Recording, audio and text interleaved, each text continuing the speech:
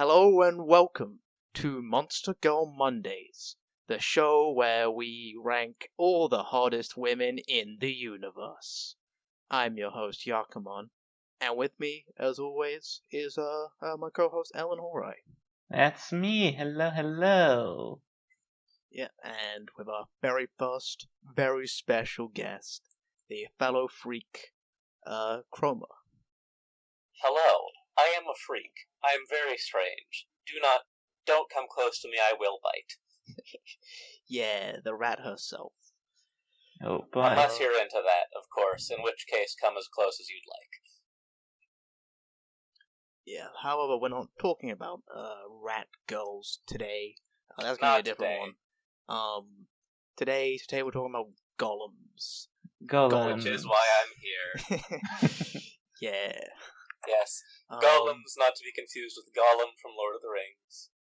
Oh boy. No, we're talking about the traditional, actual, Yes. non-sentient material being brought to life, and they have titties. That's what we're talking In this about. case, Isn't they it have really titties. that common a misconception of Golem and Golem? Because to me those words sound so different. Well, you see, some people are silly. Well, that's true. And also, sometimes people mishear things and don't know one or the other. Yeah, I don't think there's a Golem girl in this. That you know, maybe Lord of the in the Rings, no. future. Who knows what Kenko Crowd's mind Who can knows? cook up. Who knows? Yeah, because I need to do address that. Yes. Because we were after like the last episode, I was looking into it. We've only been covering the first 2 volumes of Monster Girl Encyclopedia, and there isn't a third one. There is not a third one, but there are extras, I see. extra random stuff that Kanker Cross has made. There's about an extra 32, which is on the old tier list up here. Those 32 girls are added in. Yeah, and some of them were in categories we already covered. Not a lot of them, but Yeah, at least a few. Yeah, that was like 3. There's like 3 girls. Oh no! So we're gonna have to slide them elsewhere. Oops. So yeah, we'll cover those, but luckily there's only 1 extra, which actually did help balance it out because there's 3 of us, 9 girls in total. Oh. Hell yeah, yeah. So it worked out for this episode. Now, why am I here? Why am I the guest for this episode? This is because. Yeah, why are you this here? Is because. This is partially because of the origin of golems, right? Where does the golem come from? How did, one might say, the golem come into this world? Gee, Chroma, I do not know. I have not seen a movie from 1920. Yes, the golem had very strange hair. Yes. None of the people here have seen a movie from 1920 called The Golem, How He Came into This World. Never. Absolutely not.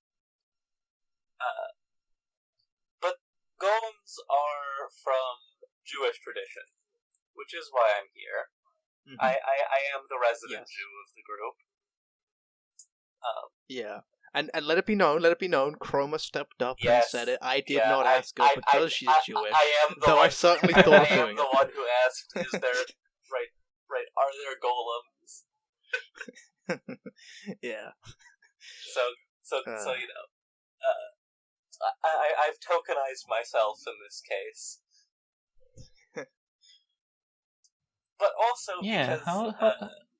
because I'm a huge fucking nerd, and I wanted to go on for like half an hour about the origins of golems and robots and other such things. Yeah, like I was wondering how you feel about generally the use of golems in like fantasy and stuff. Boy. Usually detached from the original concept. I mean, golems do tend. Right, the use of golems in fantasy is mostly as the fantasy version of a robot. Yeah. Or as, a basic low-level artifact monster. So in other words, a robot. Or yeah, there's like the Iron Golem from Minecraft. The Iron Golems in Minecraft are just like, hello, this is the robot warrior from Castle in the Sky. Yeah. Oh, yeah. Like, it doesn't have a direct, like, they give you flowers because of, right, as an homage to that movie. But yeah, that's true. They have like the big old lanky arms that, like, yeah. But actually, the Iron Golems do kind of harken back to the most famous of the Golem stories, which is the Golem of Prague, or Vilna, if you're weird. Yeah. Because sometimes it takes place in Vilnius instead of Prague. Huh. I didn't know that. Basically, right, in Judaism, in Jewish mysticism, a golem is a little, or sometimes big, a man of some size made of clay, right? Right, and it's right. You make the man out of clay, and you bring it to life. Either, maybe you stick a tablet or a piece of paper in his mouth with one of the names of God, on it, or you carve the word truth into his forehead. Emet, Aleph, Mem, Taf. Or, maybe the tablet goes in his chest instead, or... Point is... In his mouth, yeah. Right, point is, he's brought to life by truth, and the divine, the name of God, this, that, all sorts of mystical shit. And it is very significant that the golem is made out of clay, right, made out of earth. Because it's... Because, in the Torah, in the creation story... Right, Adam, the first man, is made out of the earth. That's where the name Adam comes from. Adam, Adama. Right, Adam comes from Adama, which is earth, dirt, soil, clay. Right. He is named for the fact that he is made from the earth. So a golem is a kind of man-made man. Right. It's kind of a lower order of God's creation, if that makes sense. It's right. Yeah, like when that episode of Family Guy where Stewie started making clones and he can't like be bothered to make them, so he gets like his clones to make clones, but like each one's equally like is like less stupid, more Something stupid like that. than the last one. Yeah, and they just get progressively dumber and dumber. Yeah, it's like when Plato says it's the allegory of the cave. Bad because like it's copying what was already a copy of the word of ideas. See, a golem is kind of like the shadow on the cave wall of the effigy that is man, and of course the false light is man, and the true light of the sun is God, obviously. Yeah. Or something like that. Yeah. Well, that was a great history lesson. Shall we look at some because we're still now? in the history lesson. No, okay. The famous Golem story is the Golem of Prague, right? The king of Bohemia, or the emperor, or whoever the fuck else, or someone else if it's in Vilnius. We're just going to ignore the Vilnius versions because they don't matter. But the emperor is going to kill the Jews of Prague. So the local rabbi, right, usually Rabbi Lowe, he makes a golem, and the golem goes a goleming. He protects the people as he's meant to do. And for some reason or another, he ends up going on a rampage, right? Either he goes too far against the people coming to kill the Jews, or or something goes haywire, or this or that. Point is, the golem has to be put down. The rabbi, takes the tablet out of his mouth, or removes the first letter from emet to make it met. Right, Aleph Mem Taf to Mem Taf. Met is death, so take a letter from truth, you get death. The golem is dead. Right. And of course, in the versions of golems that have the thing in their mouth keeping them, they don't talk. Right. Usually they don't talk.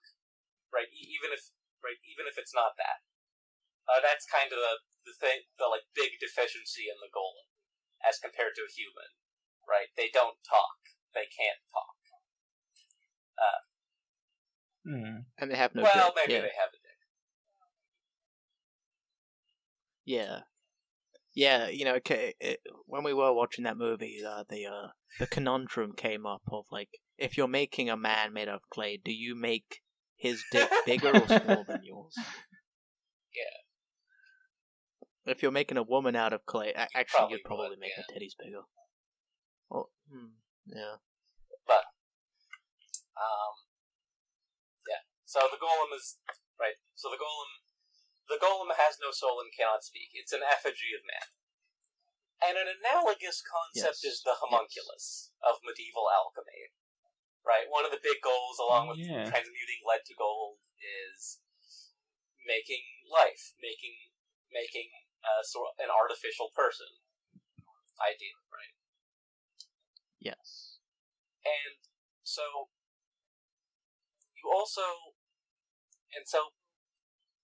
in the 1800s you get Frankenstein as well, right? Which is also the birth of science fiction. Right? Frankenstein's very often cited as the first science fiction story. Yeah, the same way that, like, Don Quixote is considered, like, the first, like, modern novel. Yeah, but it's, like, debated, yeah. Frankenstein's monster is very much like the homunculi, right? Victor Frankenstein is trying to make. He's trying to make a man. He's trying to take. Right? He's playing God, and he doesn't quite succeed. But Frankenstein's monster does act like a person, right? He speaks. Whether he has a soul is kind of a question of the novel. Yeah. But he certainly has, like, feelings and emotions and stuff, and, like... Oh, yeah. Yeah, like, he looks like a person, he acts like a person, he talks like a person. Yeah. But the eyes are very wrong, because the eyes are the windows to the soul. Also, right? he's just, like, fucked up ugly. Also, no, he's not, though. He's not ugly. That's how... Like, in the book, he's not ugly. I remember that's how he was described, like... maybe he would just, like... He's not handsome, but he's not, like... Yeah. He's not, like, fugly. Yeah, he's not, he's not like Quasimodo. Yeah, he looks Beauty is in the eye of the beholder. Yeah, he looks like... He looks pretty normal, except for the eyes, which kind of fuck everything else up. I mean, from what I remember, like, the scene... I remember the scene. I remember... Because I was learning about this in old literature class, and I remember the teacher reading it out, and he was saying, "Yeah, this scene right here where Frankenstein is looking at this beautiful woman, and he feels like a beautiful woman, such like that, will never be able to love him." And one of my classmates spoke up and says, "Sounds like you and Frankenstein's monster have something in common, then, sir." And everyone laughed. Everyone laughed. Oh, what an uproarious time! Nah, he was cool. He was fun. Good times. Good times. I miss reading with people. Good times. And of course, the Frankenstein's monster also hates his creator. Oh, Why did you make me, father? Oh, yeah. That kind of thing. I also used to have classmates like that, yeah. Yeah. Probably kills him in the end. It's not really clear. Yeah, they have fun. I think the implication is that he kills Victor in the end. Teacher, can I look at titties now? No, because we still have to talk about Rossum's Universal Robots. The play that introduced the word robot into the English language. Okay, listen, hold on. Before we do that, because that's like the second to last go. So you're right. So I do think I'll get more into Rossum later. Yeah. But yeah, we're losing Ellen. We can talk about titties now. yeah, Yay, thank you. yeah. If we have like any, because this one isn't really. It's a lot more like all over the place, considering like what its category is. So, if we're reminded of certain goals in certain pieces of media, we'll just bring them up as they come along. Yeah. Oh yes. But yeah, in answer to your earlier question about how do I feel about the use of golems in media, it's kind of, they're not really golems in the traditional sense, because golems are really servants and protectors. Yeah. It's a little clay man that you use, right, that serves you in some way. Yeah. That's a golem. Yeah. And really, it's kind of just a fantasy robot in most modern media. Yeah. And also kind of the only Jewish thing that ever shows up in Japanese media. Yeah. Except the Seal of Solomon as an occult symbol, which, I mean, that use is really more Islamic, but that's a whole other conversation. Alright, how I would like to, yeah. Alright. What do we think about this betrayal, though? Now, see, this is bricks. Yeah, that is true. It's not really clay. It does look like bricks. I mean, you make bricks out of clay, right? Clay bricks. Yeah. Yeah, but like, did they make the golem out of bricks? No. Yeah. No. This one, I guess, is more. There's more masonry involved. Yeah, this is a stone golem. Clear. This is a brick golem. With brick thigh highs and chains and a brick and the collar. thigh highs are kind of merging with her. Yeah. Her thighs, which is see interesting. there's a brick, but like the brick thigh highs are still squeezing her brick thighs. Yeah. Yeah. I think it means that all of this is part of her body.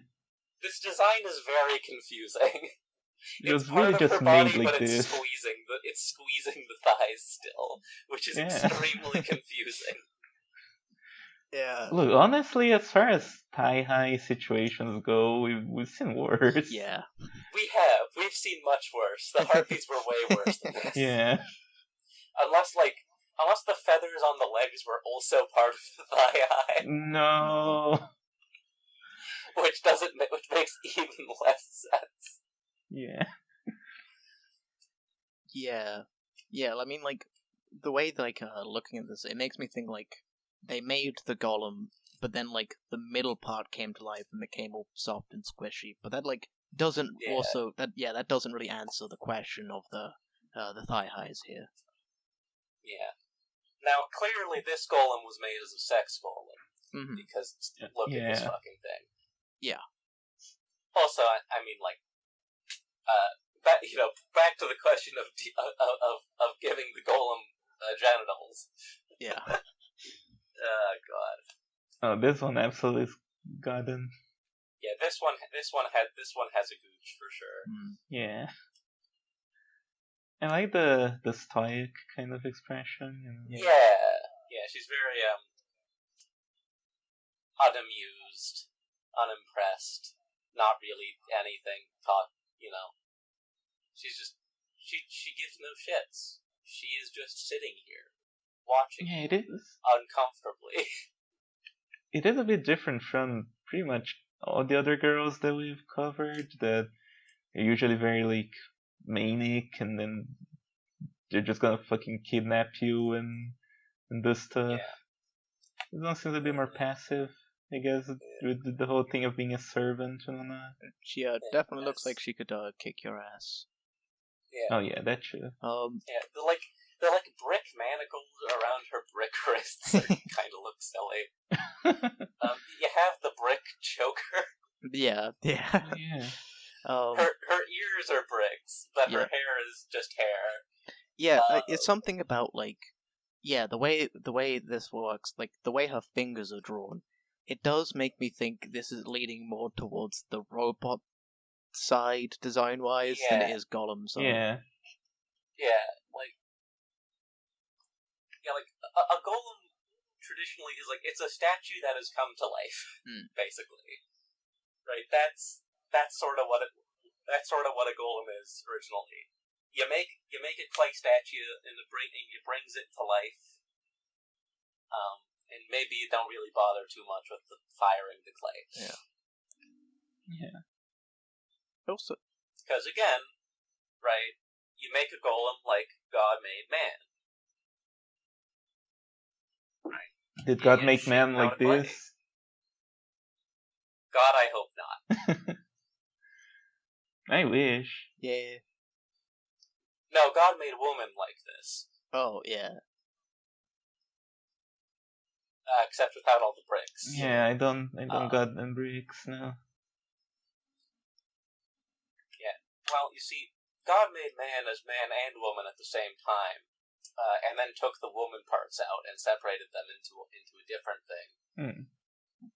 God, yeah. God made depending on women. who you ask. God made Depending on women who you first, ask. and then it was like, what if women were like cool? What if like yeah, and then made men and gave them dicks. I don't know about Yeah. that. Boys. No, come on, Chroma, we need to defeat him. You ask, it's either literally a rib that God took to make Eve, or some the girl parts in general. Rib is a euphemism. No. Much like you used to see people use leg to mean the dick a lot in older writing. Wait, so did Like, God take his dick out and use it to make Eve? No. Oh. No, like the womb and the tits and the this and that. Yeah. He took out Adam's rib and then waved it like a wand. And it was like, yeah, titties. Titty. Woo. So should we read up the order, on this the Golem order girl I want to does? go in. Yeah. Normally it's me first and then Ellen. This episode I very specifically want Chroma, Ellen, and then me. For very specific reasons. Alright. Oh boy. Yeah. Oh boy. I Yeah. see how Alright. it is. So without further ado. Golem. Family. Golem. Type. Magical material. Habitat. Unknown. Nature. Various. Diet. The essence of human man. I'll probably zoom in actually a little bit. Yeah. 60. Yeah. Not a lot of lore for this one. Yeah. The golem is a puppet of stone and clay that has been breathed to life by magic. So far, so good. Not all golems are monsters, but those that are have been granted mobility via a suffusion of succubus mana. Of course. Monstrous golems extract essence through copulation. They capture men, store their semen, and bring it back to their masters. Essence is also required to maintain the supply of succubus mana on which golems rely to move, so golems must mate with human men periodically to remain active. So what I'm getting from this is the monster golems are the ones that have been brought, right, that the magic they were breathed to life with was as opposed to, mana. Yeah, seems like it. So they're basically succubus golems. Pretty much. Which doesn't surprise me considering Kenko Cross. We do really need to do the fucking succubi episode, because like it a lot of lore really kind of depends on it. Like a lot of understanding. Yeah, I did a bit of looking around on the wiki, and it does. They do seem a bit load bearing. Like we were going to make 2 succubus episodes, but then when Yakuman found out about the new wave of girls, and now there's 3 succubus episodes. Technically right? 4 because he at the beginning made angels and demons succubis. Yeah. Yeah, because angels are succubi. And then made like an angelic beings fucking category later. It's stupid. It was stupid. Fucking. We'll get to the succubi episode. Oh yeah, let's. This is gonna be fun. Keep going.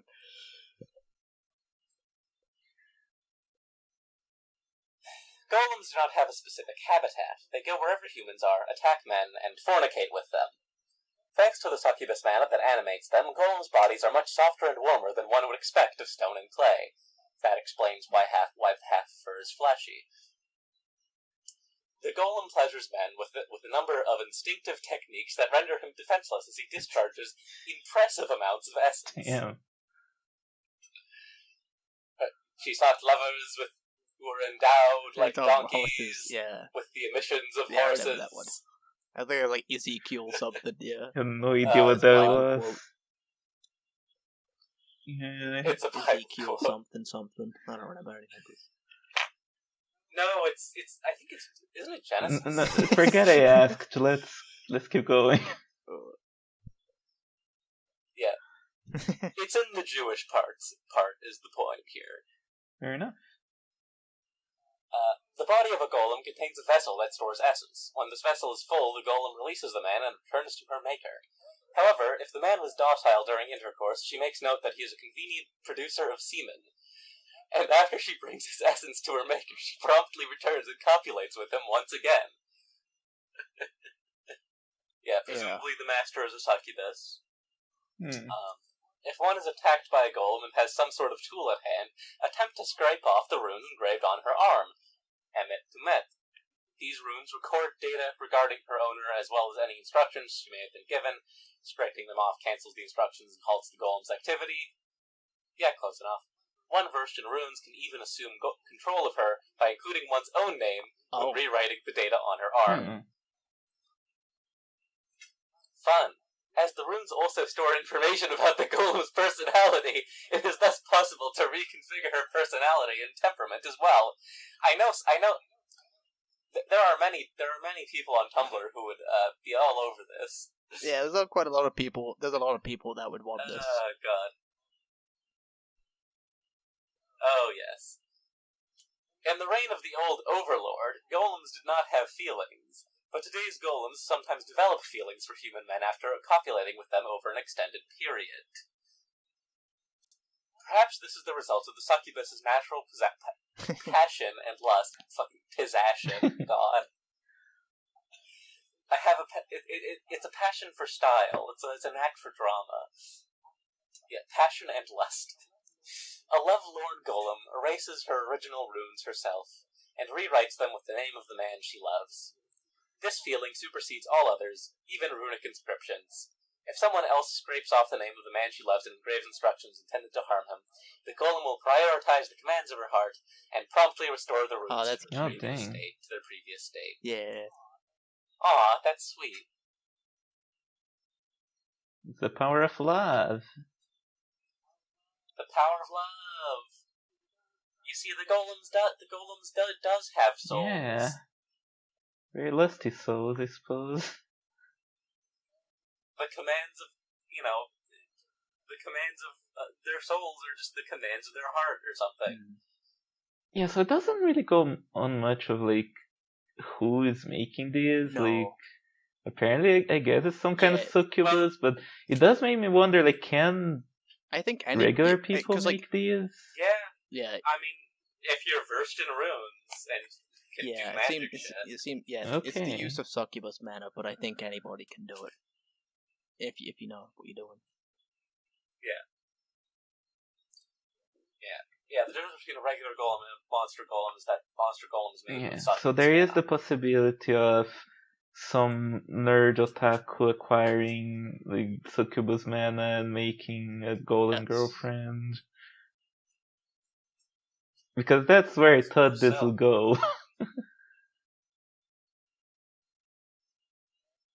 I suppose. Yeah. I think we're done on that one. Yeah. I thought it was. Yeah, this is the very traditional. Yeah, honestly, I don't have. Except you fuck. Very high feelings in this one. I think. Yeah, it was okay.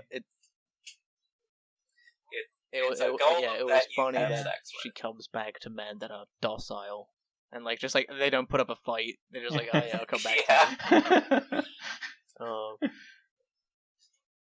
Look, golem tops. Well, okay, now that's making it a little bit hotter. Alright. Next one. Zoom out a bit. Okay. D5. Gargoyle. Oh god. Just... Gargoyle. I'm already laughing. Gargoyle. Gargoyle. Yes. She's... Before anything else, I'd like to point out that the word gargoyle comes from the fact that gargoyles gargle. Oh. Really? Gargoyles started as a kind of rain spout. Oh, yeah, that makes sense. If a gargoyle-like ornament that doesn't act as a rain spout and thus gargle water is called a grotesque. Oh. Wait, so... Very unimportant distinction. So a gargoyle gargles, which means presumably the monster gargoyle gargles cum. Yeah. So if they don't gargle, they're grotesque? Grotesques. Huh. Alright. What about the little cherub guys that pee?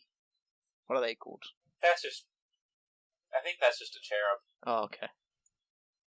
Nice. They're my favorite. They're just fun. funny little guys. Yeah. So we're thinking here. Oh, that was a fucking... Actually, now that I am looking at the chains again, I am reminded that the chains on the Golems' arms were not... connected to anything. Yeah, they weren't like... They're not connected here either. Huh. Yeah.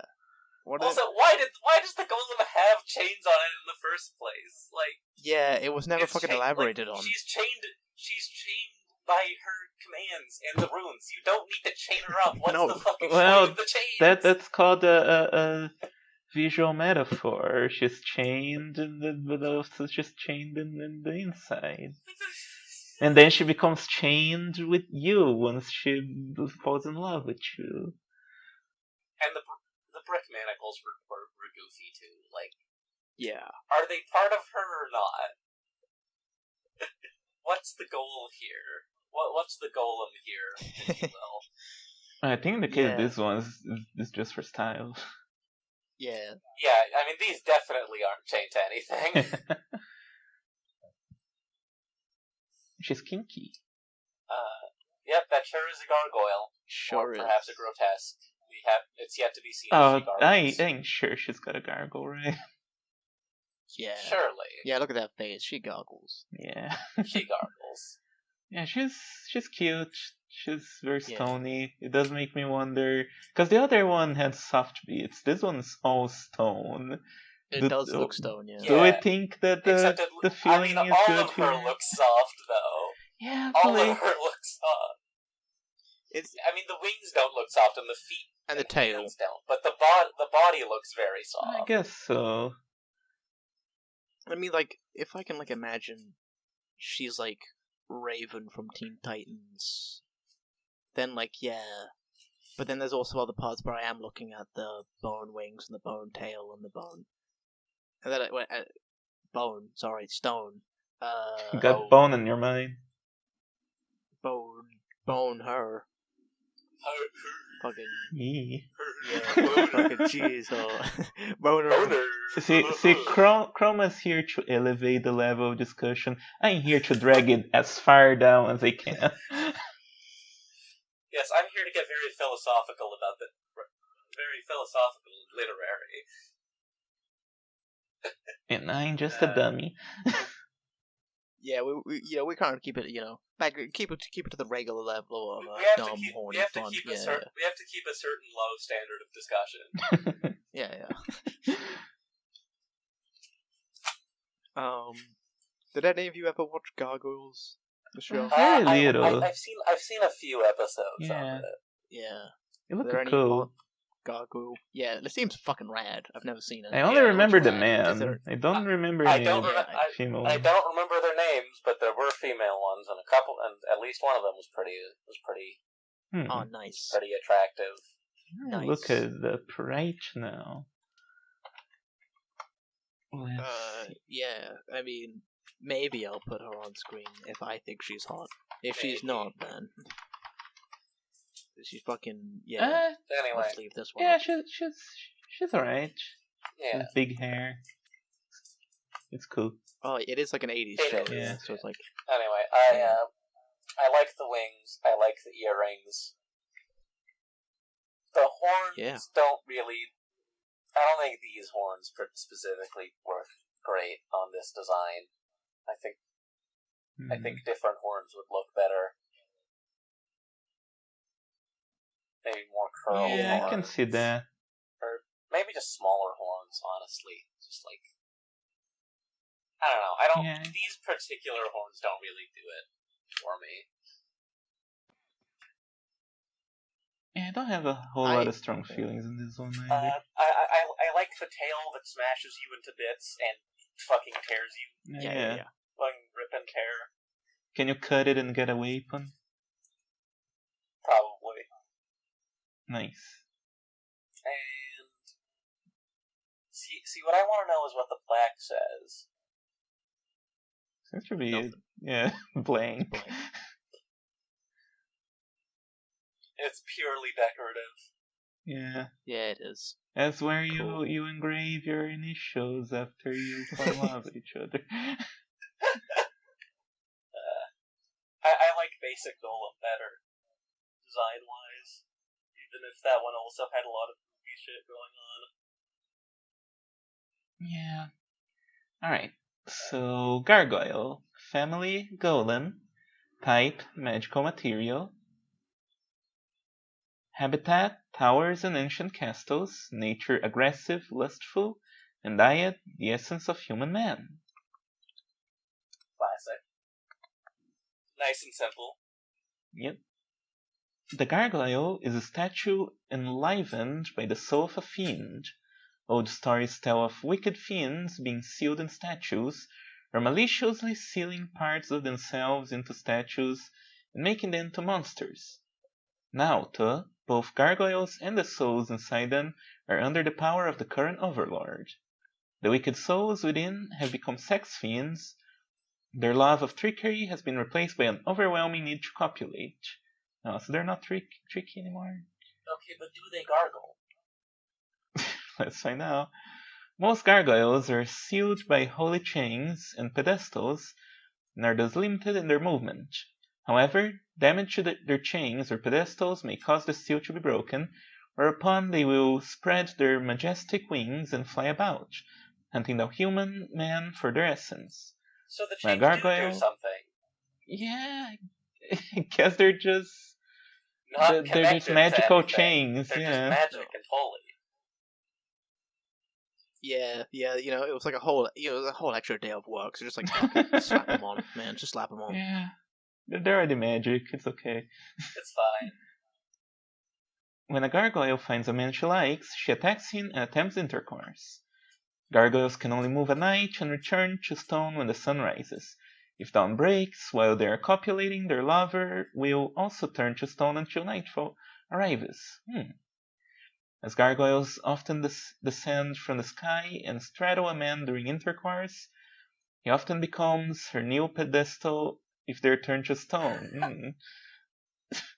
Okay, a man turned to stone while joined with a gargoyle can communicate with her without speaking. The same stony connection keeps her mana flowing through his body, warming you with pleasure, making him long for the night when he will be able to enjoy the full delights of her sex. Likewise, the gargoyle's eagerness is such that, as soon as the night frees them from their curse, she rides him rough and fast, as if a dam had burst. Entranced by the gargoyle, the man settles into a routine of furious nocturnal intercourse and tortuous daytime suspension. Mounted permanently as he is by the gargoyle, he has truly become a gargoyle's pedestal. So, I see we with have Yakuma, another here. Yeah, with Yakuma, we already established we're not very much into the petrification stuff. How do you feel about that, Chroma? Now, okay, the cockatrice, pretty down. Okay. Not so much this. Do you care to explain? The literally constant sex is a little much, I think. I see. And also, like literally, during the day you are stoned, during the night you are fuckboy. Yeah, it sounds like a kind of a shitty life cycle. Like, I think you just starve to death. Yeah, it seems like you just Yeah, and there's like no fucking escape from it There's either. no escape. Yeah. Like, at least There the is- cockatrice's stone wears off after a bit. Like, you're just fucked. Yeah. Literally, you're just fucked. Yeah, there is an interesting imagery to imagine like you enter a dungeon or tower or something. You just see a bunch of gargoyles, except that instead of perching on a pedestal, they're just like, riding petrified man. yeah, like when fucking Richard or Alucard, they going up the castle and stuff, and they just see like a guy on the floor, Yeah. fucking woman. I mean, look, I've known many people who would be very happy with being stoned during the day and fucking at night. Oh, but that's a different kind of stone. Oh yeah, But maybe not this literally. Yeah, there's a little bit of flavor text. The copulating couple turns to stone when the sun rises, so a comfortable pleasure continues to flow through them. So they're still feeling pleasure while stone. Yeah. There's like a constant warmth and pleasure, but it Hmm. is like desperate like agony. Yeah. It's like the second you do return, you do like really just want to like continue Now- fucking because you've just been like edged I think all day. something noting here is that they're too busy doing Pinor in Vagubus to be gargling. So I'm demoting them to grotesques. Okay, Yeah, so yeah. they're grotesque. Okay, all right, so Oh, we're going yeah. to add an appendix to this encyclopedia, and so far the two things are: one, the Humpty egg, not like that at all, and second, this is a grotesque, not a gargoyle. Oh, yeah. No, she does not. She does not seem, despite the fact that it's like eternal sex constantly for the rest of your life. It does not seem like she'll ever fucking get down there and like gargle your balls. Yeah. She does. Yeah, she does not care about foreplay. Man, just missionary every day, forever. Which is so boring. Yeah, Yeah, or cowgirl. I cowgirl. guess. Yeah.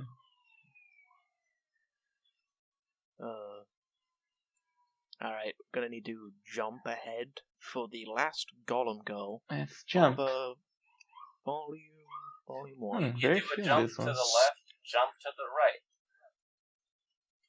Ooh. Okay, she Yeah, cute. fucking skeleton. Skeleton! Spooky, scary skeleton. Skeletons. Yeah, fucking. There's nothing really to see. Fucking down the bottom. So yeah, Huh.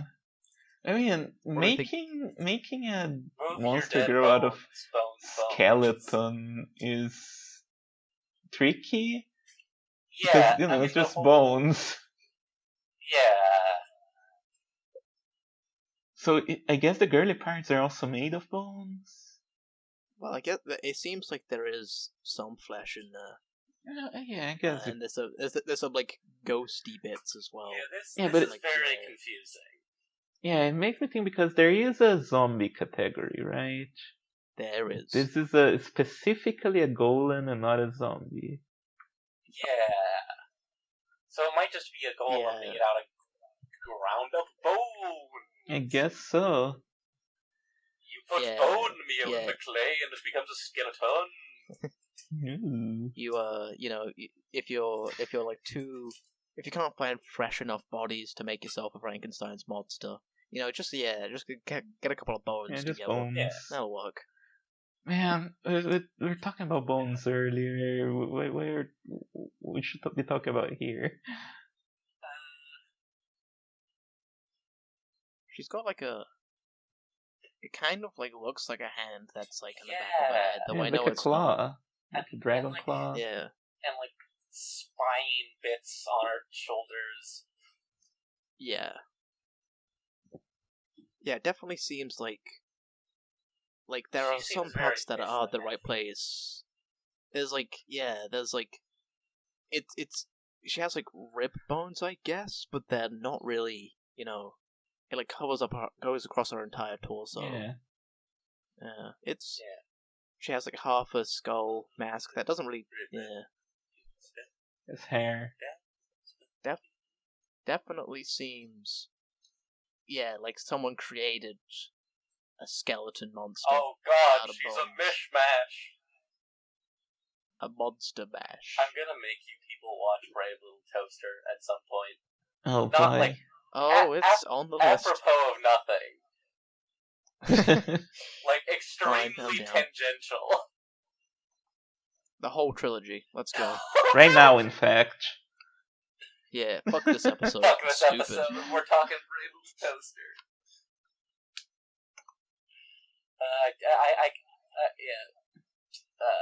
Monster Girl Monday goes to Mars.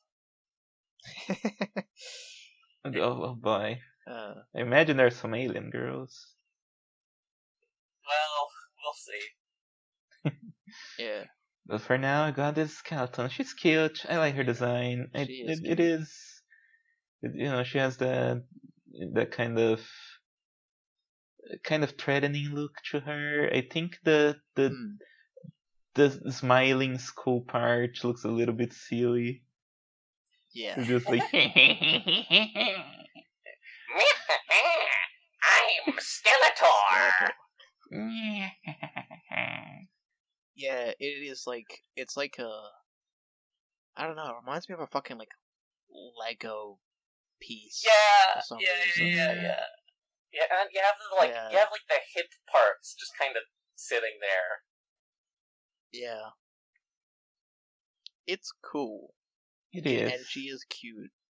But yeah. Yeah, I do and have some questions. like what the fuck is going on with the claw ribs and the spine down and like the combination spine sternum thing? Oh, no, that's just the sternum. Yeah. I don't know. I guess we should find out. I'm not an anatomy expert. But yeah, this is the other thing golems are used for. I want the undead here, but I don't want to involve a necromancer. But in this case, this is definitely a necromancy thing. So yeah. Seriously, look at her. Yeah. Skeleton, family, golem, type, undead. Habitat, graveyards. Nature, simple, lacking in emotional expression. Diet, the essence of human men.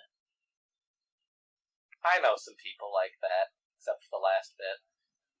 Well, that's quite a bit. The skeleton is a set of human bones reanimated by monster manner. Skeletons appear undead, but scholars are divided regarding their proper classification. Okay, we already have a little bit of an issue there, because it says that the skeleton is a set of human bones. What about a giant dragon claw she's wearing around her head? Yeah, You and don't also have a claw bone? And also not just particularly. Like, the fleshy bits. Well, yeah. I mean, scholars are divided. Yeah. Anyways, keep going. Yeah. One theory holds that they are a type of golem made of bones, as the mana within them generates a temporary body. Okay. Another theory holds that they are simply a collection of bones possessed by a ghost. It's definitely the first one. Yeah. If it ends up being alluding to the second one, then it's like, well, shit, I sort of fucking put this in the ghost category. Yeah. Well, that's not our fault. It's whoever's compiled this. There's a ghost category, which means you can fuck ghosts, which means ghosts are corporeal to an extent. Yeah. So it could be. Yeah, it could be ghosts. The flesh, the non-bone part could be ghosts. Scholars are divided. Scholars are divided. Yeah. Like other undead monsters, the skeleton retains memories and thoughts from life, but is lacking a cognitive faculty and self-awareness, and frequently behaves in a dreamy fashion. Okay. When hungry, a skeleton follows her instincts and wanders about in search of the essence she needs to maintain her temporary body. When she spots a human man, her instinct as a monster rises from her clouded thoughts, telling her what she should do next. Obeying the voice in her head, she attacks him, mounts him, and moves her clattering form, waiting for the release of his essence. Oh, it's fucking clatters as they have sex. That's cool. That's fun. That's a fucking great noise. Yeah. Great description. Great. Though I am thinking about when you like attack skeletons Yeah, in in Minecraft. Don't, don't. When it spatters up into her bones, she stores up the matter. As a result, some of her it's like a corporeal, like not quite a body. So it is like usually going into a vagina, but it is like splattering into it. Yeah, splattering into these clattering bones. As a result, some of her cognitive faculties and self-awareness are restored. It dawns on her that the sex feels good, that essence is appetizing, that she wants more and thus must find another man and fornicate with him. With every coupling, the concepts of pleasure and rapture take on increasing significance to her, until she is fully aware of her desire for intercourse, and seeks bliss but not by instinct, but out of her own choice. The movement of her hips and the gasps that escape her mouth take on a luster of one who utterly appreciates the finer aspects of pleasure. Perhaps because the skeleton is composed of bones and temporary body, she has a little power and can be demolished with a strong blow. Yeah, blow. Still, she remains troublesome because she will perform no matter how many times she is demolished and continue to chase down her prey indefinitely. However, once she is full of its essence, her cognition and self-awareness, born of copulation, will be sated by copulation. Oh, okay. Fucking great, using the same word twice in the same sentence. She will once more drift... That wasn't... Oh, wait, yeah, born of copulation, sated by copulation. Fucking god. Yeah. She'll be more drift off into a dreamy state. She is left only with the feeling that she wants to remain with the man who pumped her full of his essence. Reports say that she will then yield her thoughts to him and follow his command. It is not typical for the undead monsters, such as zombies, to be born from corpses of men. However, perhaps because skeletons do not have bodies reanimated by mana but formed by mana, there have been cases of skeletons rising from the bodies of men. When this occurs, the body formed is female. Though the monster retains her memories and thoughts from life, they tend to be skewed. For example, she may believe that she was originally a woman, or that her best friend in life was her lover. A technique called necromancy exists for manipulating the dead, but it is highly dangerous to use in the presence of powerful monsters, in place of mana such as dungeons or in monster realms. As soon as one attempts to use necromancy on human bones, mana may flow into them and turn the bones into a monster. Thus, a necromancer may be overrun by hungry, freshly born skeletons. So, first things first. So happy for you. Congratulations on your transition. Yeah, I was about to say that. Trans-skeleton? Trans-skeleton. Cool, yes. Yeah. This is our first. This is the only way to transition in Monster Girl world. Yeah. So far. Yeah, you die and then become a skeleton. Go. I mean, if it works, it works. Probably cheaper than HRT and other things. Probably.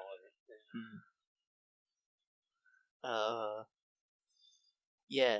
I kind of find it. She has like this menacing look to her, but the fact that like she's kind of weak is cute. Yeah. And I like it. Look. And she reforms just like the red skeletons in Castlevania or the dry bones from Mario. Weak, weird, dreamy goth, lives in a graveyard. Yeah. Right. Little emotion. You know, this is a type of person. Yeah. If you come inside of them, it just like splatters against their bones. Yeah. Yeah, except for the whole living off of cum. You know, yeah. I've known people like this. There's a bit of flavor text and an image that we cannot show. Every part of a skeleton, besides her bones, is pliant and satisfying to men. Each time a man's essence soaks into a body, their coupling grows even more luscious. Which is, yeah. That's not a word I'd use for the action of coupling. Well, you know, when you write so many of them, eventually you're just gonna start putting grown-out words, aren't you? Yeah, This translation is really something. No, the no. word choice in this translation is beautiful. We don't acknowledge the translation here. Kenko Cross wrote this. We don't acknowledge it. It's all his fault. Kenko Cross is a true-blooded American man. I know Yeah. that. Well, yeah, he has Cross in his name, like our Lord and Savior Jesus. Yeah. Or from the greatest American video game of all time, Chrono Cross. Yeah. Look. Damn, we need to play the game on stream. Not my fucking Lord and Savior. Don't bring me into this. Fair enough.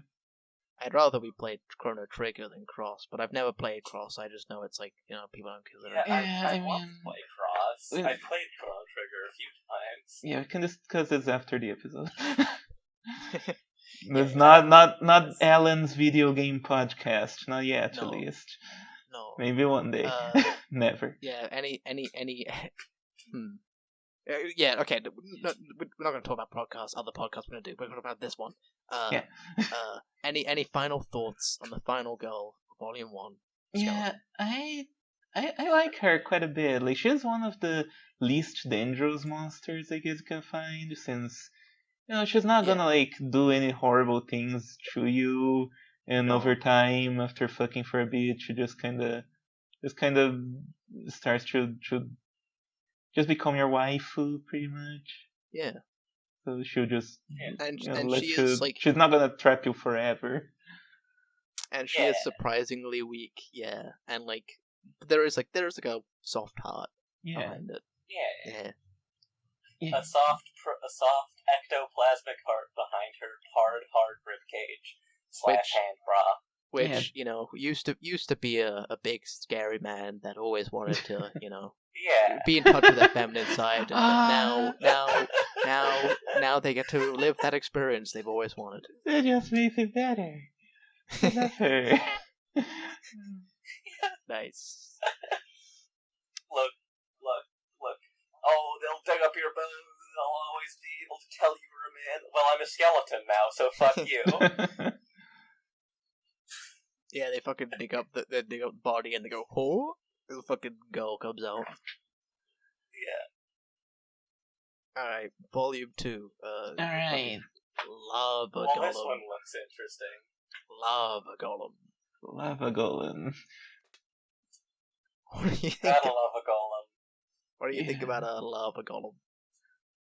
Well, she's licking her lips, which is intimidating. Yeah. This I'm imagining who constructed this, like who was able to get a bunch of lava and just make this golem. Who was like, you know what I'm really in the mood for? Lava. I want to fuck lava. I mean, there's something nice spicy about it, Spicy lube. It's caliente. Yeah, there is like Operation Spicy Lube. There is a slight slime girl aspect to it, of like all this creepiness. I'm surprised there wasn't a lava slime. That is true. It's here now. Yeah. Oh yeah, there is a fucking. She hardened a little. Lava slimes in our Minecraft, yeah. Yeah, the lava, the magma cube. Now I'm wondering how many times I can bring up Minecraft in like one episode. Yeah. It's one video. Freaking Minecraft. We need to be more autistic. We need to go deeper. As is the Minecraft achievement for getting to the Nether. Oh yeah. Where the magma cubes live. We need to getting wood, if you know what I'm saying. We need to go deeper. I cannot make any Minecraft jokes. I never played Minecraft. Look. She's gonna grab the nice little tea cake with her big lava claw hand and stick it in her mouth. That's why she's licking her lips. She's reaching out for delicious sweets. She's got lava boobs. That's definitely what's happening here. She sure does have jelly-like lava boobs. Yeah. I wonder if Yeah, they're actual The lava lava. balloons. yeah. I was gonna say that her tits are not particularly well drawn here. Yeah. I love little balls of glass. Ooh, I had a thought. Maybe she's a petanco, but she uses her lava to make like big boobs and pretend that she has big Nah. boobs. Yeah, not one of my favorite designs so far, but I mean, you can see where the lava's solidified to rock. I would like more obsidian going on here, personally. Mm-mm. Big fan of the good old volcanic glass. yeah, have any thoughts on the design, Yakuman? Yeah. It's one of those things where like I don't think I really want to go anywhere near her. Yeah. This one's too intimidating. Like, this would be uncomfortably warm. This would be uncomfortably hot. Kind of like being too close to a bonfire when you're trying to roast marshmallows. Yeah. You know, but like 100 times worse. It just seems really dangerous. There's like so much stone, and there's like some fleshy parts, but yeah. This would be like being in an oven, which no thanks. Like spooning is already kind of hot, in both ways, and it's like it gets a little bit uncomfortable at times, but you do it anyway. This one is just this like would be much hotter in one way and much less hot in the other way. yeah, I don't want to even high five you. Like that's yeah, like you are going to melt my hand off. But you see, this is special lava that doesn't hurt you. In fact, just makes the pleasure higher. Somehow. Spicy lube. I do have a anyway. Yeah, I do have a respect for Finn from Adventure Time for getting with Fire Princess. Yeah, that was cool. Yeah, that was cool. You really had to try that one. Yeah. All right. Lava Golem. Yeah. Oh yeah, it's your turn to go. Family Golem type magical material. Habitat volcanic regions. You don't say. Nature violent, passionate like a flame. Ooh. Diet the essence of human man. You don't say. Might need to zoom in a bit on this fucking text. Yeah. Oh yeah, it's volume 2, so now they get very long. Oh boy. Lava golems are monsters born of lava, given consciousness by mana. They have a feral, raging disposition. The boiling glare of their passion drives them to violently assault human men, swallow them with their molten bodies, and ravish them, so they just melt you to death. Their lava-born form differs in nature and temperature according to its color. The black region appears to have hardened by cooling and is in fact firmer and milder in temperature, whereas the red-hot area is softer and hotter than human skin. You don't say. So, yeah, their lava boils for human men, but does not burn them, though it does flush and heat skin it comes in contact with, of course.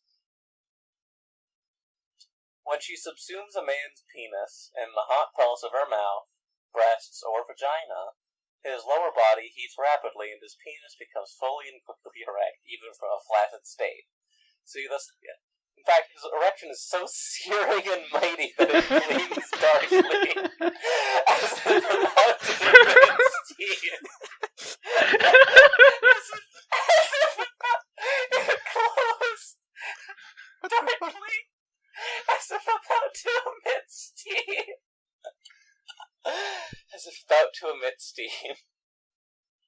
As it swells beyond its breaking point, the rich stimulation of her body, as elastic and viscous as the slimes, drives his member into a massive eruption that fills her with a torrent of white fluid. It feels like this eruption pun is the whole reason why he created this one. Yeah. It really does. Gleams darkly. Okay. See, it's hot enough that it makes your dick glow, but not hot enough that it's not hot enough to burn somehow. Yeah. Yeah. I'm not over Gleam's dark light. That is weird. The fucking steam. I mean, for anybody who's curious, heating up a penis does not make it erect. That's not how that works. No. It's really not. If I stand naked next to a bonfire, roasting the marshmallows, it is not. I'm not gonna get erect. Look, do not roast marshmallows with your penis. No. It's a bad idea. That's the wrong stick. So now I am going to write down in my long letter of complaints to Kenko Cross. Seems like a marshmallow. I'm gonna put make a marshmallow girl as that would be cool. one of the complaints, as one of my complaints. Yeah, marshmallow slime. Yeah, fucking get on it, Kenko Cross. That's point number 312 of all of my complaints. Damn. Yes. Sex with a lava golem is as amorphous as flowing lava. When the urge for sex takes her, she straddles a man and crashes her hips upon his. How many times has Kenko Cross used crashes her hips against his, upon his? Oh, many times. Yeah. Likes to turn a phrase. I feel like it shows up at least 3 times an episode. He really likes cowgirl, huh? He Yes, really does. He does. Yeah, crashes her hips upon his, swallowing his meat. Her essence seems to engulf and incinerate him. Oh. Just dies. After she fits her sultry mouth or vagina upon his member, Also, this she one sticks gargles. Yeah. She sticks and twists fast about him, sliding her arms around his body and licking him with her burning tongue. She covers his every nook and cranny with heat and pleasure tenaciously, even obstinately, until his heart has melted into an ooze that belongs irrevocably to her. I'm not sure where the metaphor ends and the literally melting begins. Yeah, it's kind of off-putting. She cools the lava firmly around their joint bodies, binding him never to let go. Yeah, see, that one sentence, I'm like, no, don't. Yeah. I hate this. Because it was fucking... Yeah. You go. It's like the jelly slime kind of paralyzing you for a bit, and then letting you go. Sweet. Fuck yeah. This is not a fuck yeah. Because they've already established that, her body is made up somewhat of cooled down rock. Yeah, and the fucking rocks. And so do you want that around your dick? No. No. BRB scraping my dick with pumice stones. Pumice is a volcanic rock. Like, that's what it would feel like. In the afterglow of their encounter, the man's lower body heat persists. His member continues to tower hot, even after releasing a vast quantity of essence. Most men feel the need to take advantage of this state and draw the golem to copulate once more. Really? She's of a like mind. No, yeah, really? Yeah, I'm loving this. Like, what? Yeah, go right in seconds. She is of a like mind. No matter how many times they might unite, no matter how much essence she might devour, once inflamed, her heart can never be cooled. Her flaming desire for her husband and her viscous, molten love grow hotter with each and every orgasm. Water weakens lava golems. If splashed with an excessive amount, a lava golem's violence will temporarily subside. She'll even cling to her man. In rare cases, a lava golem may live on a snow-capped volcano. The cold, unfavorable climate dampens the golem's usual ferocity, but as far as the man is concerned, her pliant, hot form warms his body and soul, making it even more appealing than usual. The force of her lava, subsuming his frozen body in fiery pleasure, is so splendid that he feels like his body has been thawed instantaneously. Voluminous heat courses through his lower body the moment he enters her. His release of essence is immediate, but the lava golem makes no move to relinquish her hold, no matter how many times he ejaculates. His member continues to harden within her, as if this is exactly what it wanted. Though his manhood is inserted to its root, he cannot resist shoving his hips into her, desperately trying to thrust closer to the source of the heat, and surely tipping toward ejaculation once again. Yeah, none of this makes me want to Yeah, have anything to do with this creature. Bottom tier. Yeah. This is a bottom tier monster girl. This is, like, horrible. There's almost something there with the, take her to a snowy place, put water on her, and she's, like, a little bit better. Yeah, but... But, like, she's still never letting go of you. Yeah. Way too clingy. Yeah, and it is, like...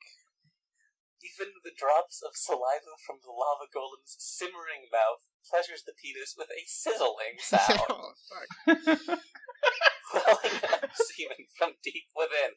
You are being turned into bacon. Yeah. Yeah. Like, wow, for all those people who are really into just being burned to a crisp, this one's for you. I'm sure there's someone on Tumblr. Probably. Definitely. I mean, apparently there's some guys in this world that is like, yeah, fucking, I love being bacon.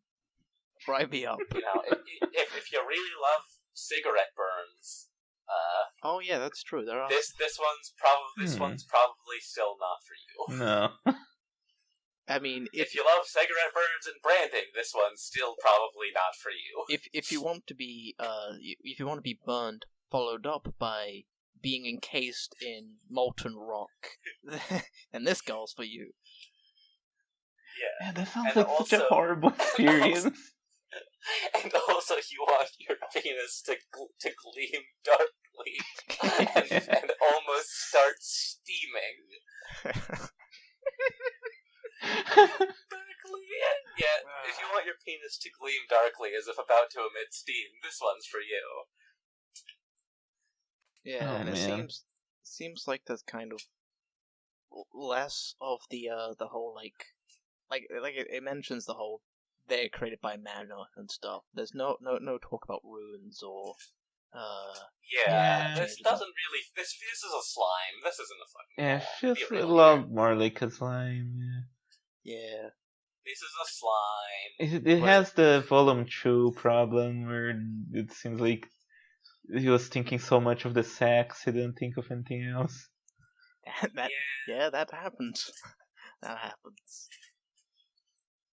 Anyway, enough of this. Jumping forward. Hopefully something a bit better.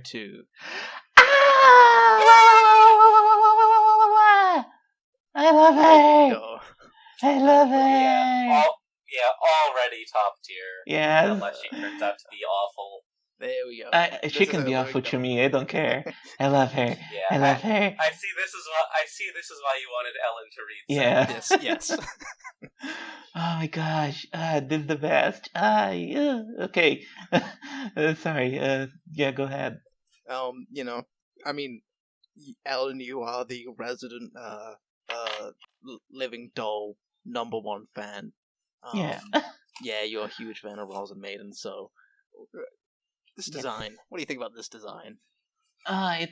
It's very cute. First of all, love the fact that even though she's fully dressed, like the little hands are out and you can see the joints. Yeah. Perfect. Yeah. Should always draw the joints when you're drawing a doll character. Jointed fingers. Yeah. I really like the dress in general. It's very, very fancy. There's a little bit of Suginto influence, I would imagine. And like the white and black, the silver hair. Yeah. Very big curly drills. Somewhat like drill, like her. Yeah. Ooh, the Druids are cool. She's very much an anime-ified Victorian porcelain doll. Yes. Yeah, the Druids are more Shinku, I suppose. Yeah, they're very Lolita in general. The big ribbon, big bow on her hands is cool. I always like that as a design choice. Yeah, big dark purple bow. Yeah. The bigger the bows, the bigger the love. And I like the little markings under her eyes. That's also always good to see. Yeah, and like her facial expression isn't. Normally, it's like it's always like lifeless and stuff, but she has like very cute expression.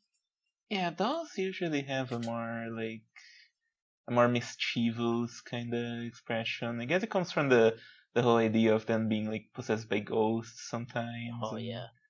And, like killing you in your sleep and stuff. Which I did have to read a little bit ahead to try and see is this in Ghost or is this in Golems? But it seems like this is in it's the same general idea of inanimate object given mana to be alive, as opposed to ghosts. Not to be confused with the Tsukumogami, which is a different category. Yeah. Perhaps. Yeah, there's a special. Yeah. Actually, I do need to check if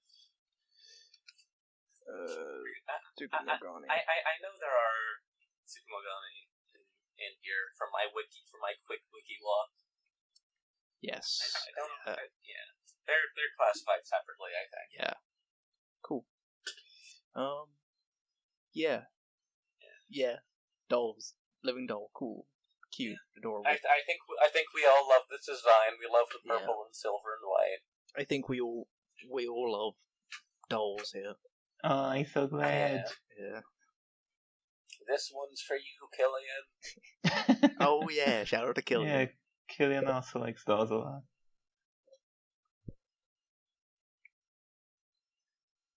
Yeah, so shall I read? Yes. Alright, let's go ahead. Living doll, family, doll, type, magical material. Habitat, human settlements, dilapidated structures, etc. Nature selfish, and diet the essence of human man. Yeah, just to note, this is the only, of all 233, there is only one doll type. Which is, come on, Kenko Cross, you're gonna have like 3 billion succubi and only one doll? I'm gonna kick you in the balls, and you'll probably like it, as freaky as you fucking are. As long as it's in cowgirl position, Yeah. As long as it's cowgirl. Alright. Living dolls are monsters formed when mistreated or abandoned dolls come to have strong feelings that are given life by monster men. Aww. Perhaps because of their origin, they are very preoccupied with being loved and cared for by their owners. Living dolls have a strange allure that inflames men's sense of possessiveness so that they want to make the living doll their own. The doll's bodies become soft, conductive to the deep love and penetration of their owners. If a man takes good care of one and pours in plenty of love, she'll pay him back many times over with adoration and pleasure. While living dolls do assault favored men in the violent manner of other monsters, they also pretend to be ordinary dolls on occasion. Many men get drawn in by a living doll's allure and take her home. Dolls are, by nature, friendly mediums for the gathering of mana, and living dolls store vast amounts of it in their bodies. Therefore, when a man keeps one near him, he is constantly exposed to the mana and its enchanting powers. By the time the living doll at last reveals her true form and pounces upon him, he already dotes on her too much to do aught but allow her to have her way with him. Aught, okay. Yeah, let's go down that's a weird variation on not. Yeah. To her mouth and nether regions might once have been mere dry objects. They're now pliant, moist. Nice. Moist. Always appreciated moist. and fleshy essence extracting organs. Her small parts, once artificial in nature, grasp the man's member close and tight, squeezing out his semen. Once one has fallen under a living doll's spell, it is too late to realize she is a monster.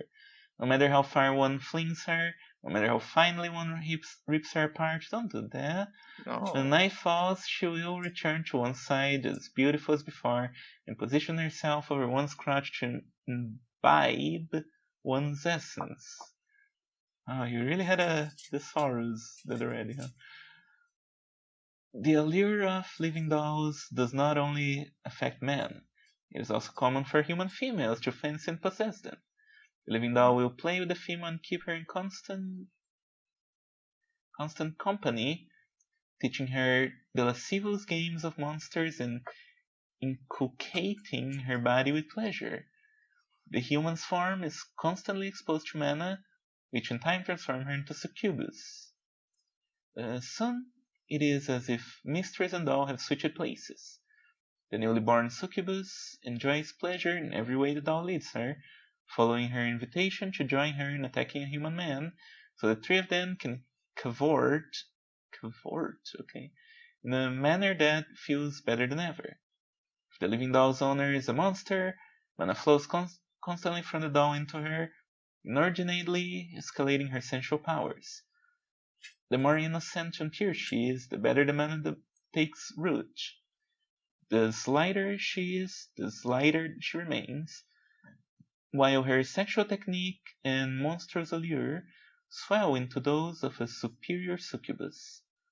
In general, living dolls spring from dolls starved for love, but dolls that have been loved and cherished may also develop emotions and become monsters. These dolls attack their owners in search of greater love, from their masters and for their masters. Okay. Pretty good. Yeah, Yeah. once again, kind of wish this was less about sex for this one. Yeah. But Although at least we have some non-sex stuff here. Yeah, we do have some cute, yeah. Yeah, got a little bit of lore. I like how there's some Yuri as well. Yes, Always there good. is. Yeah. I hadn't read the second part, so I was surprised by the fucking succubus part as well. Yeah. Yeah. Living dolls turn you into a succubus if you're a woman. Yeah, I mean, I wouldn't be opposed to that. Yeah. Get a cute little doll wife and become a cool succubus. I guess that's okay with me. It's certainly a much better in terms of like fate. Yeah, fate as a fate for human women in this world. So far has been like be like giant turned into a big spider spider monster. Or have like a slime take over your entire body, or become a slime with the dark slime. Yeah, it has not been like a good list of fates, but this one seems quite preferable. Yeah. Finally, the women get a better fate than the men. A little adventure. I like this one. I love this one. Man. Yeah. Goes without saying. Yeah, and it literally brought to life via the emotions of abandonment and like need for love, and that's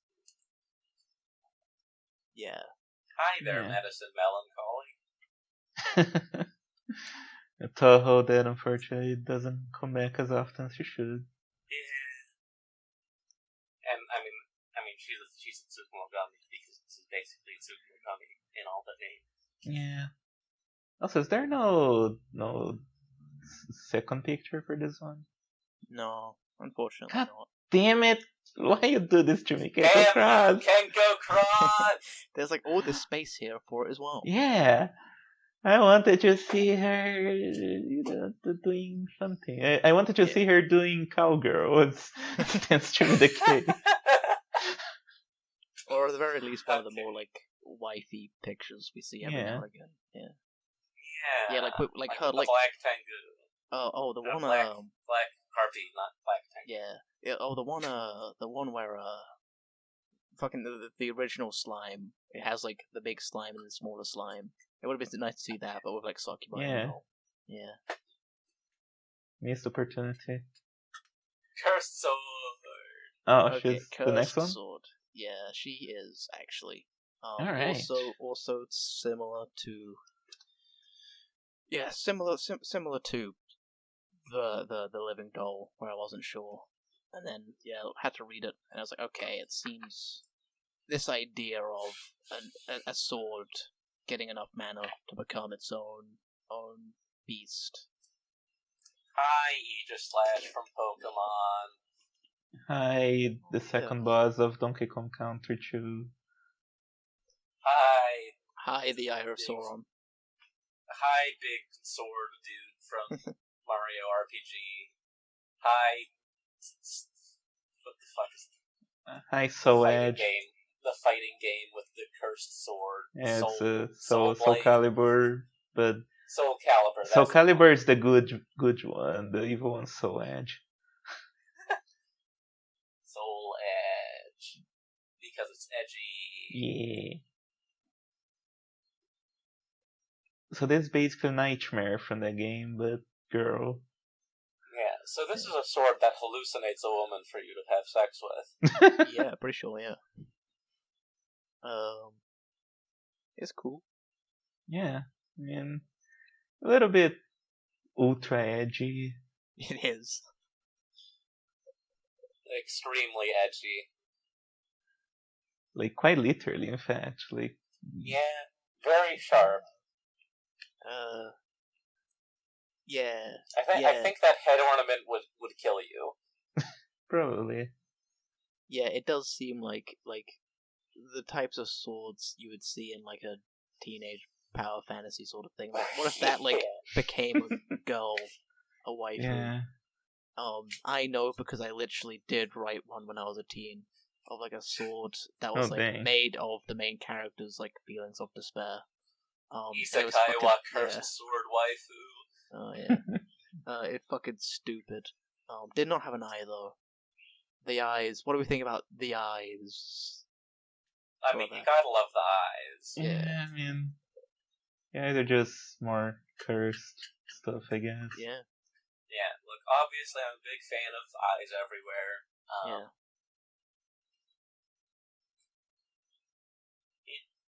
But overall, kinda eh.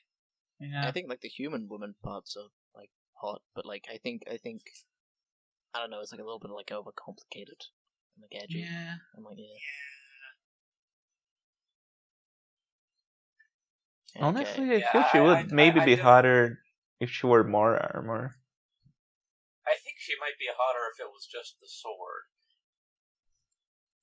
Hold on, I do want to enhance right here. I don't know. I don't particularly want to study this blade. No. Yeah, this one doesn't super do for me.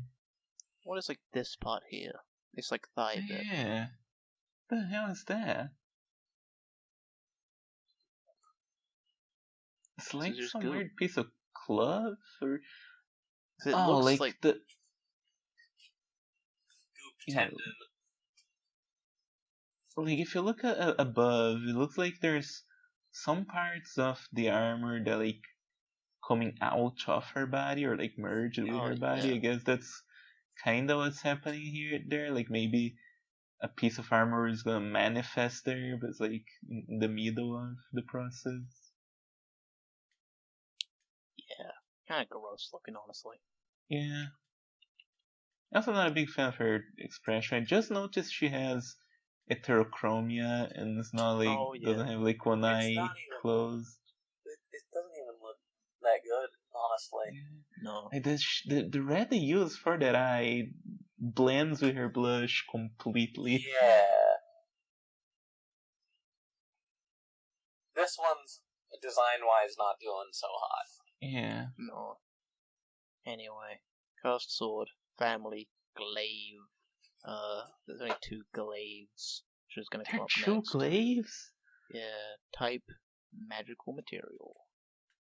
Habitat, dilapidated structures such as ruins and ancient castles. Nature, violent, honest and devoted, diet, the essence of human men. I Have wonder we if seen a single one that's not Essence of Human Man today? No. No. No, it's all been... Yeah, but I guess, they're not like... Yeah, they're like living objects, so it's not like they have a I guess digestive so. tract, yeah. I wonder if the living sword and the living doll ever meet. They hang out in the same places. Yeah, it could. It seems like a lot. Yeah, the most amount of text this episode. Brilliant. Oh boy, Okay. for the fucking cursed sword. Cursed swords are monsters that arise from human women who are drawn to monstrous blades maliciously forged by wicked overlords of past ages. In the old days, such blades would drive those who held them to madness, turning them into butchers who would slay friend and foe alike. Thankfully, the recent transformation of monsters has changed their loathsome nature so that they no longer take lives. Now, like the realm silver weapons used by monsters, these blades wound not bodies but mana. Wound not bodies but mana. Okay, sorry. The injuries they cause ache with heat rather than pain, and spill eternal essence rather than blood. The blade's mana then flows in to take the place of the essence, thus monsterizing the victim. Though the current overlord sealed the swords away in disparate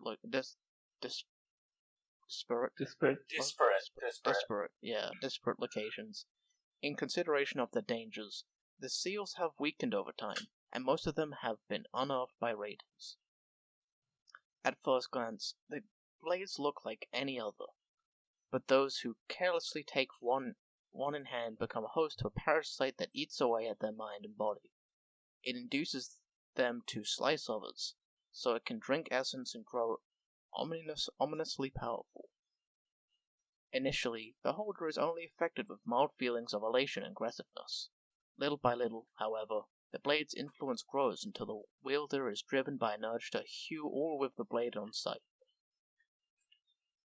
The power of the ancient overlord within the blade grants inhuman strength to whosoever should wield it, meaning even a mere country girl will become a fearsome warrior. When the wielder slices a human being with the blade, the victim feels pleasure as she bursts from her human shell into monstrosity. Her bliss is conveyed to the aggressor as well, who is then driven to turn the blade upon humans in pursuit of further pleasure. She climaxes with every person she cuts, progressively fusing with the sword and blossoming with fury.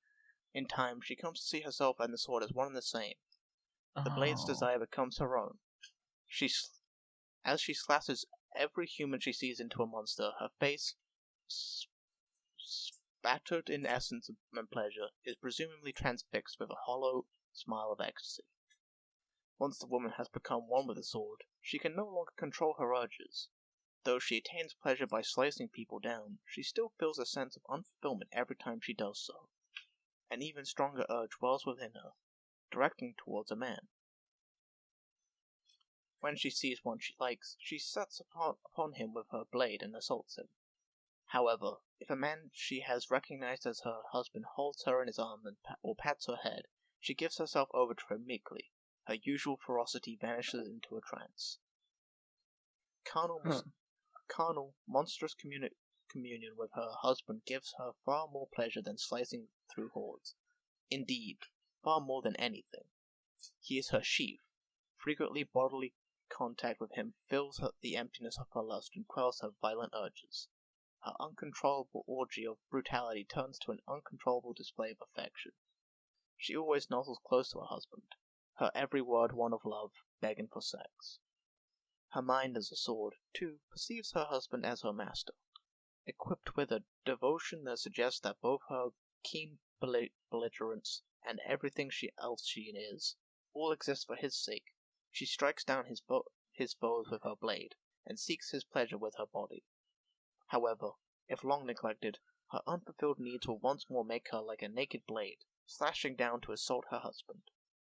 Even so, her behavior appears less like wanton savagery and more like sullen pouting of a wife who needs attention. According to Sword's origin, women slash may become succubi, or alternatively, extremist monsters, such as demons or devils. They are likely to assist the cursed sword in monsterizing more women and furthering the encroachment of the monster realm. Well, So I've got a feeling that my luck is none too good. This sword here at my side don't act the way it should. It keeps calling me its master, but I feel like its slave, hauling me faster and faster to an early grave. beautiful. In other words, hot. So the woman in the picture, like that's not like an embodiment of the sword. That's like a person who was wielding the sword and became like that. And has been taken over by the sword and has become part of the sword. Okay, that contextualizes some things again.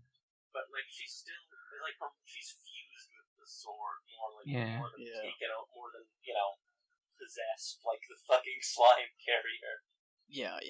Yeah. It just drove her insane. Yeah, hot. Kinda hot. I will say a little disappointed with the ending bit of but she could just get a husband and then she'll be fine. I was like, nah. I choose to believe she pegs. Oh yeah, probably. Oh yeah, definitely. I mean, the man is her husband is her sheath after all. Oh yeah, that was a weird fucking analogy. I was gonna fucking bring that up. It's like, You forget you're speaking with the person who decided that in Worm World they must have $2.50 bills. Wait, what? Don't explain that. Don't. Feeder. Sorry, fucking... no more worm. No more worm today. Monster Girl Mondays. No, banned. Yeah. This is cool, I guess. Yeah, I like this one. She's awesome. The lore does help recontextualize some things, probably should not have put this in Golems, but oh well, who gives a shit. Probably couldn't have been anywhere else. I noticed the next one down is Living Armor. Yeah, sure is. Which is, that's also us? Yeah, it is. It is so actually. it's like the Pokemon, like Surledge and what's the other one? It's Aegislash. Aegislash is the sword No, and the shield. No, there is actually a Sword and Shield Pokemon. They're like two different Pokemon. It's like Surledge. And what's the other dogs. one? They're like big dogs. Oh, wait, Surledge and... Right, yeah, there is like a... It's like a stupid big... Armarouge. Armarouge. Yeah, Surledge and Armarouge. It's like, God. But yeah, there's also the one that is like a cursed sword and shield. Yeah. Which is Aegislash, which is way better than either of those two. For sure. The Ghost. Okay, I guess we're moving straight to Living Armor. Yeah, this is a piece of armor with I believe enough mana that it's become like Yeah. I still haven't gotten an excuse to go in to talk about Rawson's Universal Robots, which makes me sad. It's coming up in the next one. Yay! Oh boy. Okay, let's get through this one then. Living Armor. That sure is a fucked up suit of armor. It sure is. A ghost in it, I guess. Yeah. I feel like this is more ghost than Golem, but okay. I mean, I read it and it seemed more fucking... I mean, you can see through the body, like... Yeah, but the armor is the part that... The armor is the armor's alive. main part here. The ghost is like... The ghost woman is like projection. Yeah. Can you wear this and have the... I hope so. Okay. Yeah, this one is more like you put it on. Living armor and wield the cursed sword. Now, I'm sure nothing bad will happen. Oh boy. Yeah, do it at the same. She also has a fucking sword. Yeah, do it at the same time. Yeah. That's what I'm saying. I'm sure nothing bad will happen. I mean, someone needs to do that for science. I mean, it's freaky suit armor. There's not much to say about it. Yeah, I mean, it looks fine. Kind of weird and spiky and doesn't really make sense, but it's, it's not supposed to, I guess. It looked kind of like the expression she's got. She looks fierce. Yeah. I She's like about the to cut you ghost down. go part, yeah. Yeah, not so much the armor part. But sheer shady mask from Majora's Mask. To be fair, Type drawing shit. armor is very hard. Yeah. To be fair. So, living armor. Family armor. Type. Magical material. No, this is the only armor go. Okay. Habitat. Dilapidated structures, such as ruins in ancient castles. Do you think the ancient armor, the living armor and the doll have met? Ooh. Probably. Yeah. Nature, devoted, lacking in emotional expression. Diet, the essence of human man. Let's see how much. Oh my gosh. That's a fair bit. Oh boy, I get to yap. Yes. Living armor is a monster form when mana settles in lifeless armor. Though the illustration shows a translucent feminine form within, the monster only appears in this manner to her husband. The feminine form is invisible to all others, who see only an empty suit of armor moving as if on its own. There are cases in which masterless living armor attacks a man to gain a master. More commonly, however, armor that has long fought alongside a master becomes a monster in order to find the strength to protect him. A suit of living armor's driving principle is to put herself between her master and any danger that might threaten him. Monsterization increases her hardness so that even blows that would shatter steel and raging flames hot enough to melt it have no effect. She can operate as an independent soldier or be worn by her master in the usual manner. Jet fuel can't melt living armor. A monster's body changes upon choosing a husband in order to be sexually ideal for him. But the bodies and suits of living armor are entirely custom-built for one master, their husband. No man but him can wear the armor. In no way does she feel cramped, heavy, or burdensome upon his body. Instead, she feels only like the perfect armor. When he wears her, their bodies overlap. Their essence and mana mix, giving the sensation of having become one. They also share senses so that the husband, a mere human, can exercise physical prowess and keen perception like that of the monster. The sensation is not pleasurable as such, but gives both a strange impression of elation and relief, like an embrace. Upon tasting this feeling, the man is likely to seek a deeper sense of union by copulating with the living armor. Ooh, yay. Through constant coitus, they become familiar with each other's bodies. So that the next time he wears her, their synchronicity is yet more profound, their senses sharper. The more he fights, the more he seeks her body. The more they copulate, the stronger they grow. Hence, the couple overlaying their bodies amidst combat also overlay their bodies just as restlessly off the field as they exchange their love. The living armor's mind is hardy as steel, her exterior unflinching against all manner of outside strikes and stimuli. Even so, she is defenseless against the stimulation imposed by her husband. The suit falls away at his will, and if he should touch the flesh inside, the mind of the living armor accepts the pleasure with great joy. Her expression warping indecently. Her body, like her suit, is perfectly tailored to welcome him inside, with a comfort that inclines him to keep his member in her, even after he has released his essence. No one would try to put on a suit of armor that moves, but when a suit of living armor is lying on the ground, she looks just like ordinary armor. Should a male don her, he will become her master. In the unfortunate event that the one who puts her on is female, oh boy, I wonder what horrible fate is going to befall us now. The woman will be doused continuously in the monster mana that fills the armor. The first signs of such an occurrence are elation and a mild bodily warmth. In practice, however, most women misinterpret these signs as the glory of battle or the heat of wearing armor.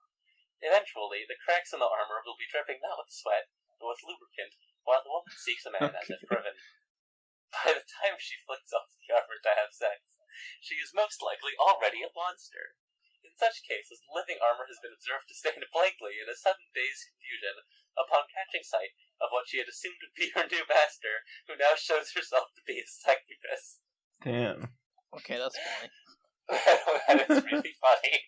So this is the first cuck queen monster girl, I guess.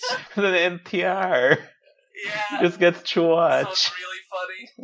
That is really funny. decently healthy relationship here, actually. Yeah. They fuck together, they fight together. Yeah, love. It starts kind of funny because like the guy is the only one that can see the ghost. So, well, your fucking body. So it's just like this man like having sex with his armor, and like everyone else is like, what the fuck's going on? That would be so fucking funny. Dude forgets to lock the door, and so like someone opens it, it's just like the armor falls away before they screw. Like, is he just humping the air? Pretty much. Yeah. No, boy. Can other people hear her? No, I don't think so. Probably not. I will say, I do kind of like the idea of like wearing the armor and kind of merging with her and it being kind of intimate, but like not a permanent merger, just you know, kind of becoming one for a little bit. Yeah, it's a bit appealing. Yeah, it's Halo of Master Chief's armor actually jacked him off. Oh yeah, that's true. Yeah. Deep lore. It doesn't. That's like fake lore, but if it were true, it might as well. It might as well. It should. It would be funnier. Yeah, this is kind of what I thought the cursed sword was going to be. I didn't actually read it. I fucking lied. I did read some of this though, and I was like, okay, yes, they're both the same. They're not the same. This one's much better, and it's much more of like an actual like living, inanimate object. Yeah, I like this one. I mean, it has interesting ideas. I like these both, but this one is definitely more accurate to the golem. Oh yeah. Appellation. Yeah, did you forget this episode was about golems? For a second, yeah. Whoops. Oh well.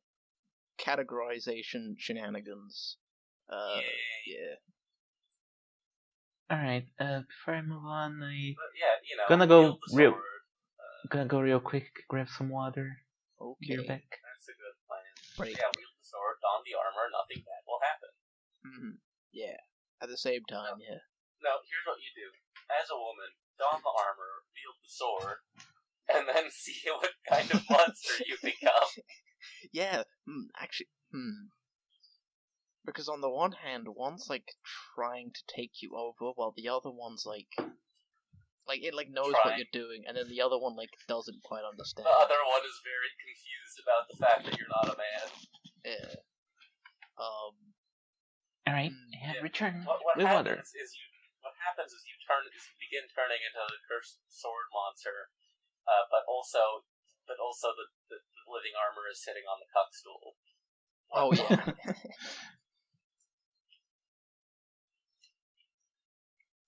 I think, you know, Buddy the opposite of a cop movie about the cursed sword and the living armor. Frenemies cop. Yeah. Alright. I would watch that. Yeah. I'm gonna move on to the last and final goal of Volume 2. Automaton. Yay! Ooh. And now I get to be a nerd again. Yes. Oh shit. Oh, too much. That's way too far in. A little bit too close there. Okay. Oh, that's still fucking not far away enough. Oh, these fucking ones are... Oh, she doesn't have any feet. Okay. She does not. Anyway, so... Alright, class time again. Robots! Yeah, this is the automaton. You can see it's very geary. Mm-hmm. Yeah. She has, you know... She has, like, writing just above her vagina part. Yeah. That's cool. She has a very defined belly button. She really does.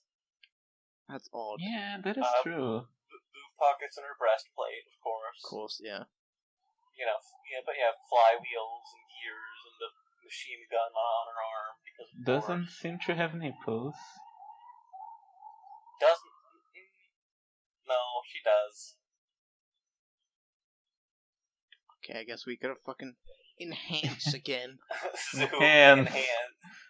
Let's check out. I mean, I guess those parts could like open. She maybe, has a bit of a camel toe.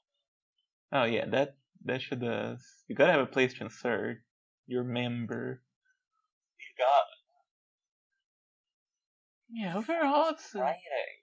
it's a cool design, I suppose. Like I do like all the gears, and I do like the joints and stuff. There's a little bit of overlap between like Android and doll sometimes. Yeah. I'm surprised by like how these gears kind of like are shaped. I don't think those are actually gears. Yeah, that's what I'm sort of saying. Like, I think they're more for aesthetic purpose. I think most of these gears are kind of for aesthetic purposes. Yeah. But now cool. I get to talk about sci-fi classic Rossum's Universal Robots. Yes. So, the word robot is originally a kind of like Austrian Empire labor tax, where basically the serfs, the peasants, have to work a certain amount of the year as a tax, right? Like they're taxed in labor. Right, so that's the robot. And sometime down the years, a Czech author and playwright by the name of Karl Čapek is like, I'm writing this story about artificial people made to work. I'm gonna call them robots. And so that's how the word robot entered sci-fi in the English language. He just came up with it. He just like robot. Yeah, they're workers. That's all they do. They work. Right. They work. They're forced to work. All they do is work. They are They are the noun to the. Right. They are the embodification of. They are the person. They are the robot. They are the wage slaves. Yeah, they are exactly. Without the wage. Without the wage, yes. And so, the robots in RUR are biological.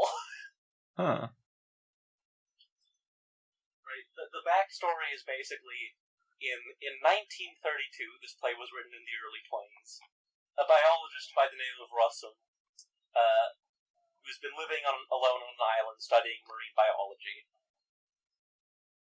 somehow invents a substance called protoplasm that can be used to make life. Right? Like a whole separate form of biology from nature. So kind of like how in a lot of like super robot anime, they have like a very specific new type of energy, like the Geta rays or spiral energy. Kinda. Yeah. But like, it's literally just like, wow, I made this horrible goop that I can make shit out, that I can make living things out of. Actually, there's a really good line from the character that's explaining all this that I love. Hold on. Anyway, with the help of these potions, he could make whatever he wanted. For instance, he could have created a jellyfish with a Socratic brain, or a 150-foot worm.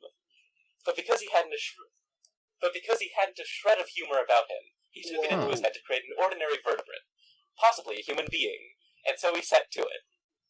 And so Rossum, basically using his protoplasmically constructed, organs and bones and nerves and hormones and this and that, tries to make a perfect human. He fails miserably, and his son is like, "Hey, Dad, you're an idiot. I'm an engineer. I'm gonna vastly simplify humans and mass produce them."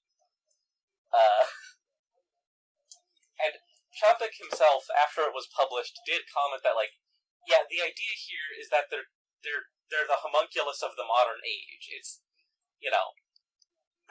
the medieval homunculus brought in line with modern science. And since it's the modern age, of course, they must be mass-produced, because capitalism.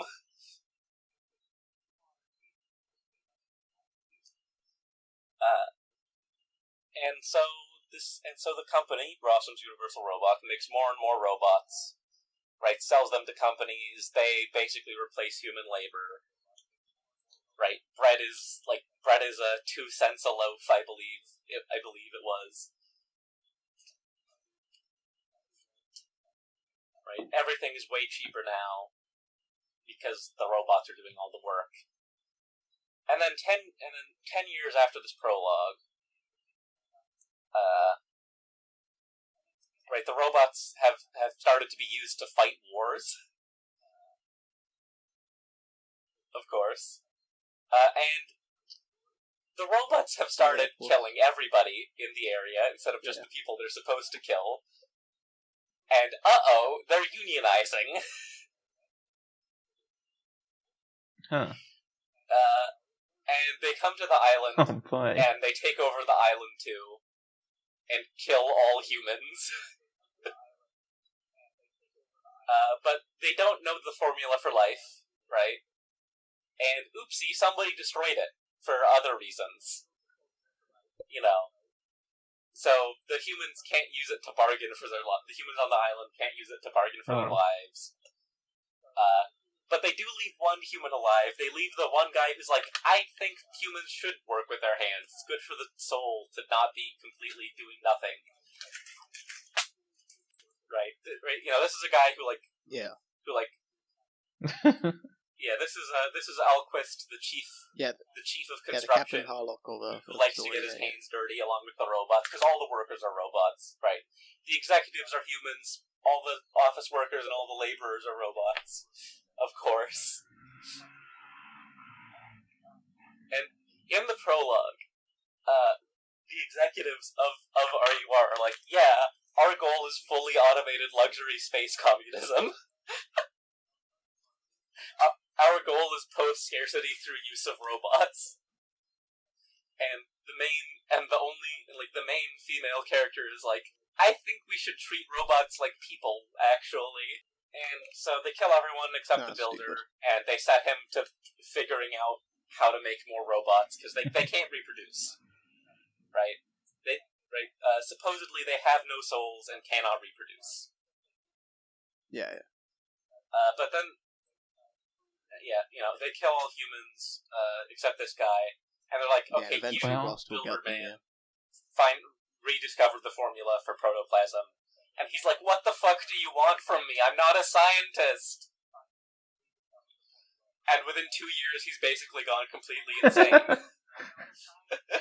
It's just a guy. But it seems like the robots have developed beyond what they ever were. They see, they're becoming more human, and it seems like maybe, just maybe, they'll be able to reproduce. Who knows?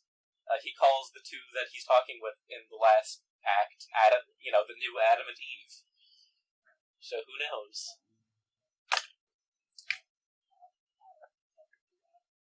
Can this robot reproduce? That's the real question. One has to wonder if this robot can reproduce. So robots are also golems and homunculi in a sense. Right? They're created of matter, right, in the image of man. Right? Like, they're almost indistinguishable from people. Yes.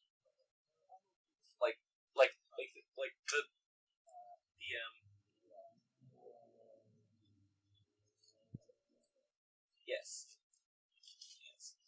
You'd never guess she was made from a different substance than we are. She even has the characteristic soft hair of a blonde, if you please. Only the eyes are a bit. But on the other hand, what hair? Yeah, it's very Frankenstein. And, as the author said, the homunculus of the modern age. And also, the servant aspect of the golem. And the rising up and killing a bunch of people aspect of the golem. So that's fun. It's a very it's a good play. It's a good play. That makes sense. It should have been Slime Girls. I mean, they are basically made out of horrible slime. So Yeah. They go in a That's where they went wrong. Yeah.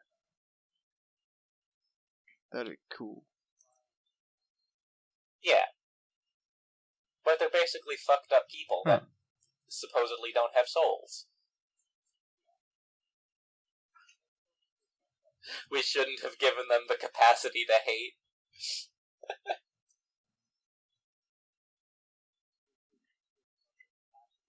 Well, but we have given them the capacity to love, or at least make love. It seems. Those two robots at the end do fall in love. Who's reading kinda, this one? So that's fun. I think it's your turn. Oh. Alright then. Well, automaton, family golem, type, magical material, habitat, ancient ruins, nature, devoted, lacking in emotional expression, diet, the essence of human man. 8x streak.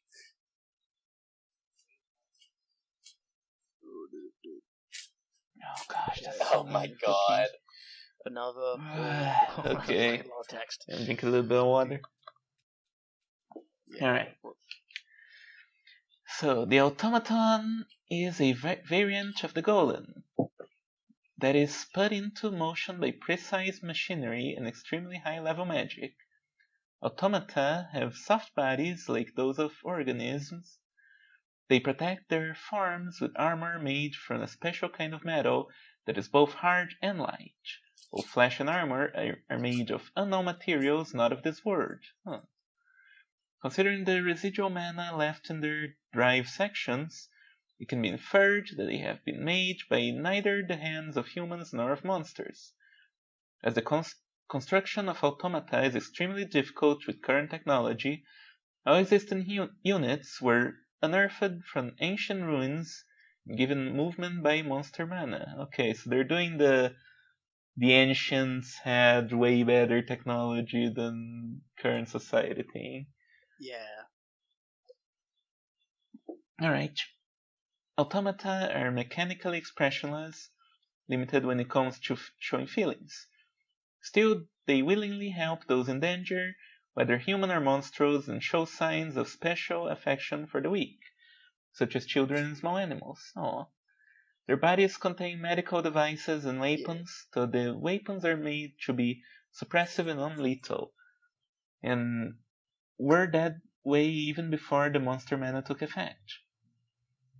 Automata exist to serve. They can learn the information necessary to carry out all kinds of commands faithfully and properly, from personal care of a master to occupational assistance and security. When an automaton finds a man she likes, she requests permission to enter into his service. If permission is granted, she performs what is called master registration. As this requires some part of the man's body, she typically uses a tongue-like mechanism located in her mouth to take hold of the man's finger and carefully lick its every nook and cranny in order to sample his skin tissue and sweat. I remember that being in something. Like an anime once. Well, she licked the guy's finger to get his DNA, fingerprints. I don't remember. I'm not much into the finger licking, honestly.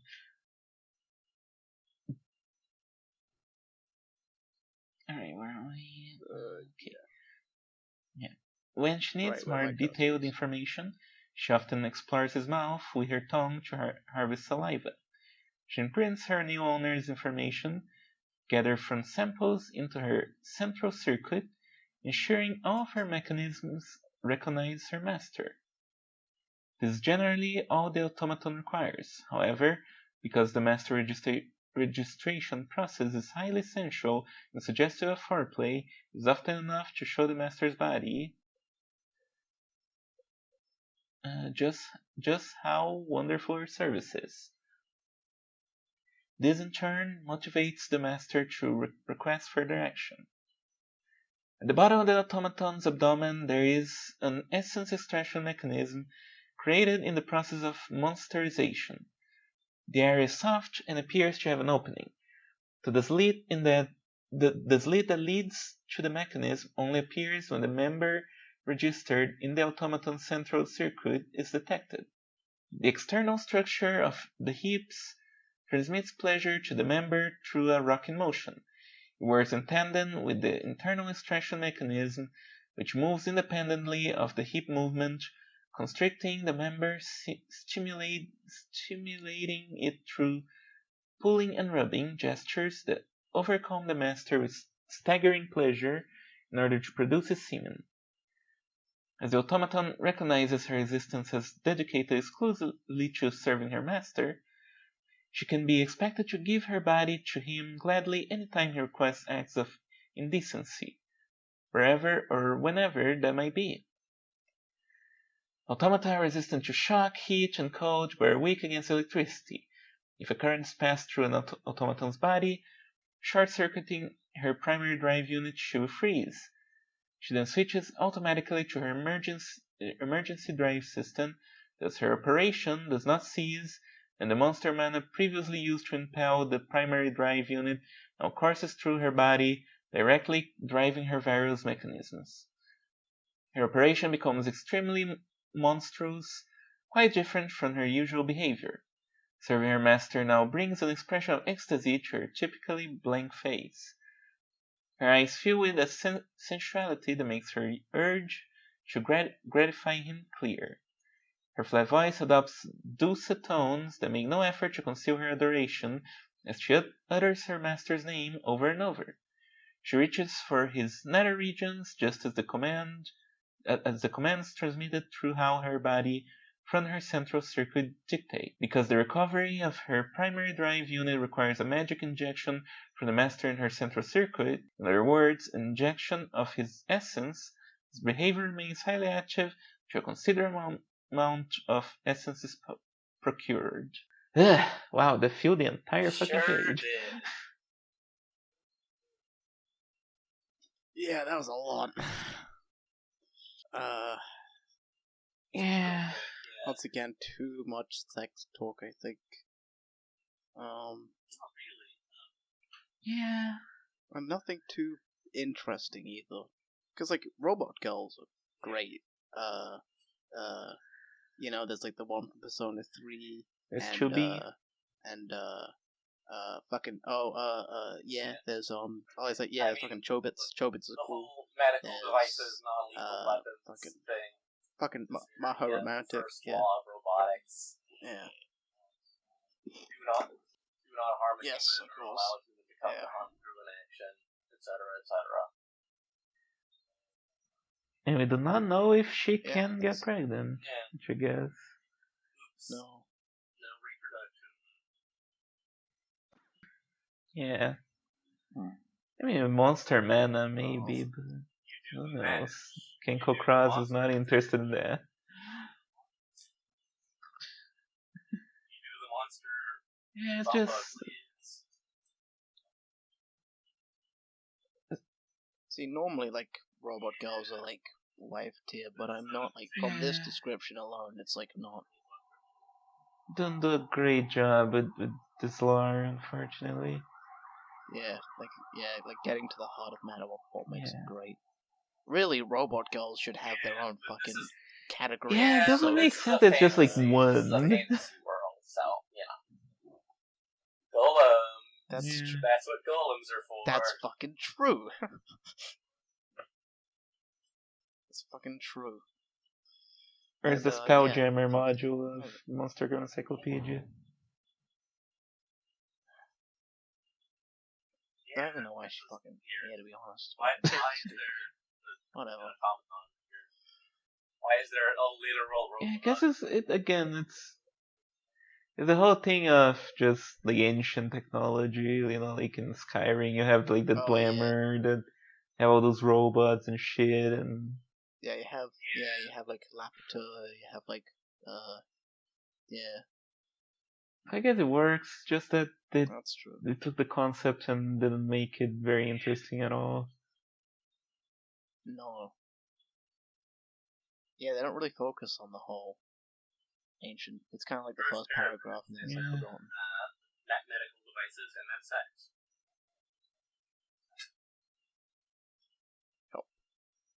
A lot of sex. Yeah, I'll be honest. And now on The to awful, the last no good, very final bad word go. choices are really hitting this episode. We're not getting the really No. terrible adjectives. and we did get yeah, we did get the lava golem at the very least. Yeah, lava golem was pretty. All right, last and final. Dwight. This one's an extra one. I don't think I can zoom in. Yeah, I can absolutely not Yeah, zoom in at this. Candle, guys. Yeah, good thing I'm doing it. Candle thing. Can we see this girl? Yeah. Fine, no. What do you think about the candle, guys? 18th century. I guess she's made of wax, which, you know, not opposed to trying that. She has like a similar sort of like build and type as the lava golem, but I much prefer this sure. So just burn you enough, and not completely fry you. Yeah. You know, hot wax is a pretty common fetish for reasons, presumably. Yeah. You know, the burning sensation. Yeah, it's not like one of my main fetishes, but I wouldn't be opposed to trying it. Yeah.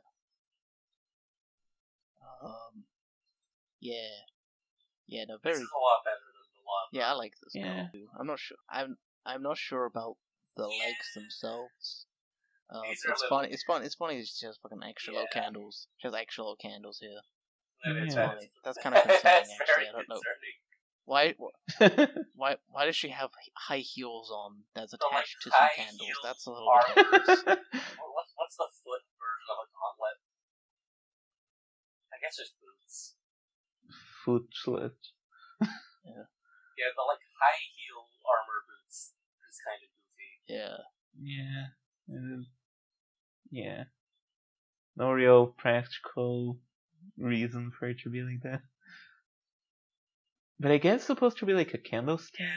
Like a candlestick. She's on top of that. Yeah. I like this. I like her epaulettes on the jacket. Oh yeah. This like it's very, like I said, it's very 18th century. She's got a cape too. It's like cool. Yeah, she's cool. Yeah. I like her. Again, like she's wearing enough like armor bits that I think actually makes her look kind of cool. Yeah. This is a neat one. Yeah. Family golem type magical material. Habitat: highways at night, old buildings, etc. Okay. Oh yeah, no, that makes sense. Yeah. Just wherever you would find, just wherever you would find a candle, I guess. Yeah. Disposition: devoted, poor at expressing emotions. Diet: human men's essence. Oh, here it's human men's essence, not the essence of human men. Slightly different translation. I mean, I haven't fucking read like any of the extra pages, so I hope because I got this from the wiki, I hope these translations are not like completely fucked up. Though it will be funny if they are. We'll find out. Yeah. A monster formed when countless burned out candles are bound into one by mana. They appear along with flickering flames in front of human men passing through dark places, such as highways at night and off buildings devoid of light, and tend to be feared because of how suddenly float up and stare expressionlessly. However, they won't attack on the spot. Instead, it is said that they follow the men they encounter like a servant, using the flames of their body to brightly illuminate the place where he's walking and the path ahead while removing obstacles and dangerous things in the way to lead him to safety through the darkness. Even after becoming a monster, they display a devoted nature and try to be as useful as candles. But on the other hand, at the same time, as monsters born from dark sentiment of countless candles, they also are regarded as having a nature that makes them extremely difficult to deal with. So whoever thinks he can deliberately use them is gravely mistaken. Perhaps because they originate from burned out candles, they have a strong obsession with always continue to be of use to their owner, a wish that they formerly are unable to fulfill, and likewise, they also have a profound fear of being thrown away after serving their purpose. Upon safely delivering a man to a bright place, they'll ask whether they had been of use and try to get him to promise to keep using them after that. Should he respond positively to their question and promise that they want what they want, they'll officially acknowledge him as their master. Since essence is required to keep their flames lit, they'll seek intercourse frequently, but their first and foremost thought of being used to their master, and that is what drives their behavior as extremely loyal servants who will safely light his way wherever he goes. On the other hand, should he respond negatively, they'll fall into a semi-panic-stricken state and attempt to show how useful they are. In other words, they'll flaunt the power they never could have had back when they were candles and try to make him understand that they can easily drown him in devilish pleasures which they can continuously produce by lewdly servicing him with their body. The way they're unwillingly to take no for an answer until he's enthralled by the pleasure it is truly monstrous. Additionally, they'll keep going at it until he's charmed from the bottom of his heart so that they can truly have a peace of mind. Furthermore, their emotions are unstable like flickering flames. At times, they'll often become emotionally charged and caressively service him. Apparently, they get restless in situations where they aren't being of use to their master. In dark places where they can fulfill their role as candles, they are relatively calm, but in bright places, they tend to go overboard with excessive service as if to suggest that they can stand to go even a moment without pleasuring their master. Also, they get anxiety when their flames grow smaller due to a lack of essence and start wanting to service their husband to be needed by him. Conversely, when plenty of essence is poured inside the flames grow large, they'll be in a state of satisfaction, but the extreme degree of love and gratitude felt towards their master for satisfying them will only inflame their desire for devotion, further exuberating their lewd service. In this manner, their usual quiet demeanor or blank expression belies the fact that they are blazing with these dark, intense emotions, until the very moment when service is actually performed. It's difficult even for their master to notice when their emotions are changing. However, the supreme bliss they experience when satisfied from servicing their master according to their desires and fulfilling their wish to keep being of use to him is the one exception, and only during intercourse when their blank expression hotly melts away, at which point the change is readily apparent. So, reading this, the fucking punctuation is a little bit off. There's a little bit too many running sentences. Yeah. Too many running on sentences in this. Yeah. Oof. Bit of a mouthful. We got through it. Yeah. Alright. Candle guys, I'm gonna take a drink. What do you think about fucking this babe? She sure is a candle. Like her? Yeah. I don't know. I think she's kinda annoying. You know, literally because it is burning. She's like kind of a little bit. You know, she's very needy. Yeah. You know, she really wants you for your validation, but it does inspire the thought of maybe it can make her find validation herself. Yeah. You know, it can have a nice relationship. It is described as a profound fear of being thrown away after serving their purpose. In other words, it's relatable. In other words, she's very mentally ill. Yeah. Yeah. It's sometimes a bit like that.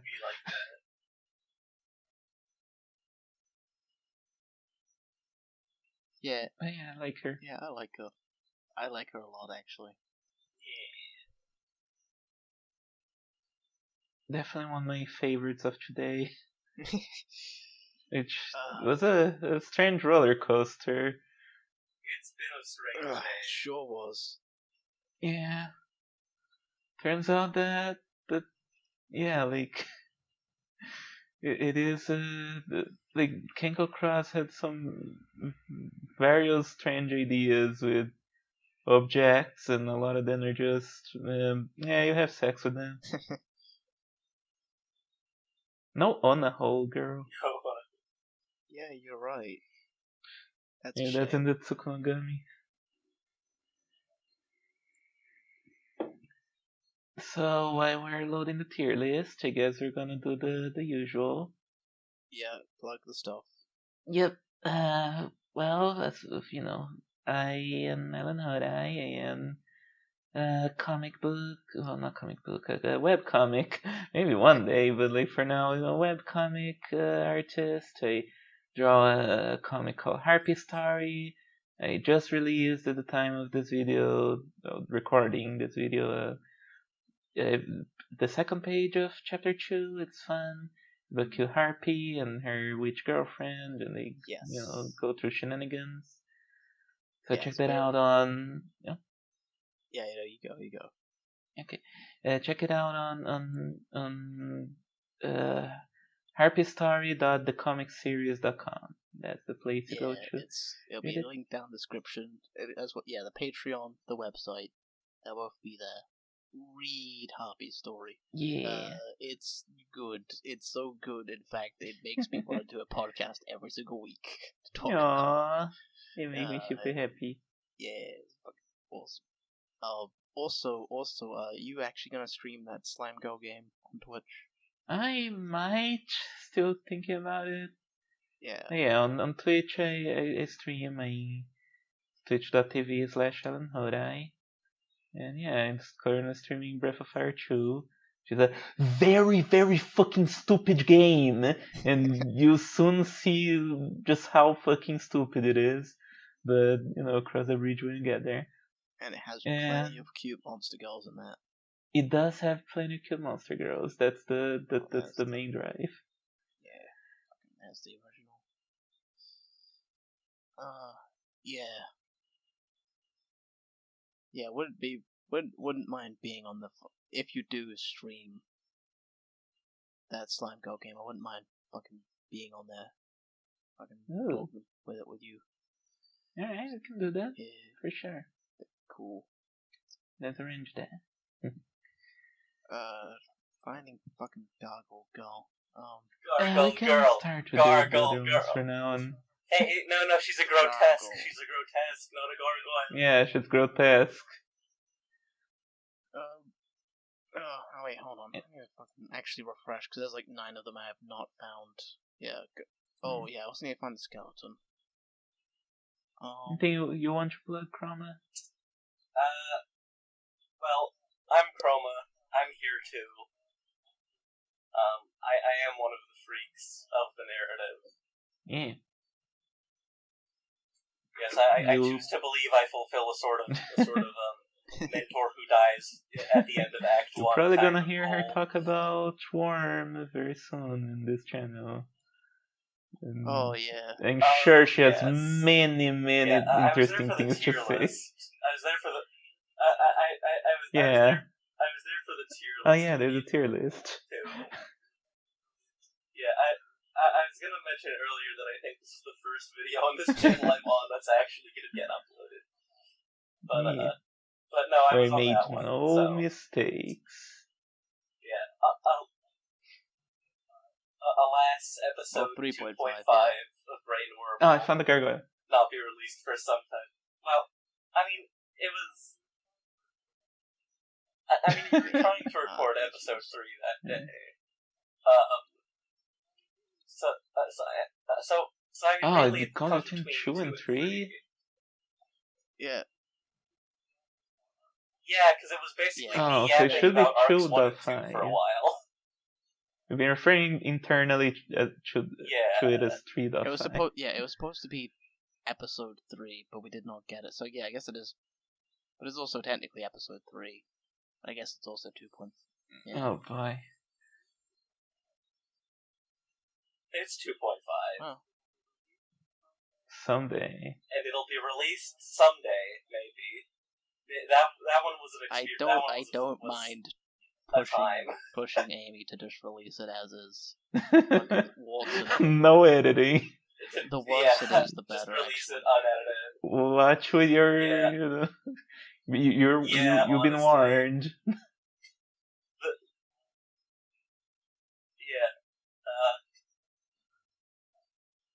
Maybe we'll put a PayPal link in the description so I can eBay for money for new motherboard and CPU. Roma so needs I can get computer my desktop parts. working again. Yeah. I mean, if you have a PayPal link, I'll also put it in the description. sure here if you do. want. Yeah. Yeah. Cool.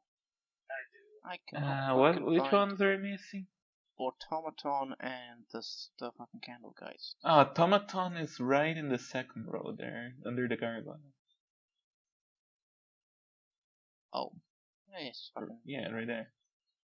Oh, damn. Okay. And then, Which one else is there? yeah, where's Candle Guys? Because I can see fucking the extra ones. Oh, I see her, like, way to the right in the second row. Ah, there we are. Yeah. Thank you. Yeah. Alright. Let's rank Let's those start girls. Let's start off. Tengu. Golems. Rank those Golems. girls. Rank those Golem. girls. Golem. I don't know, this is like... I wasn't Basic having Golem's pretty good. too strong feelings about base golem until Chroma said base golem tops, and now I'm thinking this big like stone lady I mean, she does. And you just can like choose- looking at me docile like that. man. It's like, you know what? I mean, you can certainly, even if she's not, you can rewrite her personality so she is. Yeah. This is true. Yeah, I would say sex tier. I mean, sorry for. Yeah. That's fair. Yeah. Sex tier. Yeah. There's no side effects, there's no negatives to it. But I also don't really care to marry her. Yeah, that's true. Yeah. Yeah, it was almost going to be smooch tier for me, but I can agree with sex tier, yeah. Gargoyle, I think. Not Yeah. for me, no. Yeah, no, I Don't want wanna to be... Yeah. Yeah, no thanks. No. Oh, Love. hold on. Lava Fucking Golem Skeleton's is first, a isn't it? Yeah. Skeleton fuck first, no. okay. Skeleton. Yeah. It's difficult. Almost wife tier. I'm willing to listen to arguments. I mean, I was personally kind of thinking daughter tier. Oh yeah, daughter tier could work. Yeah. I can see it.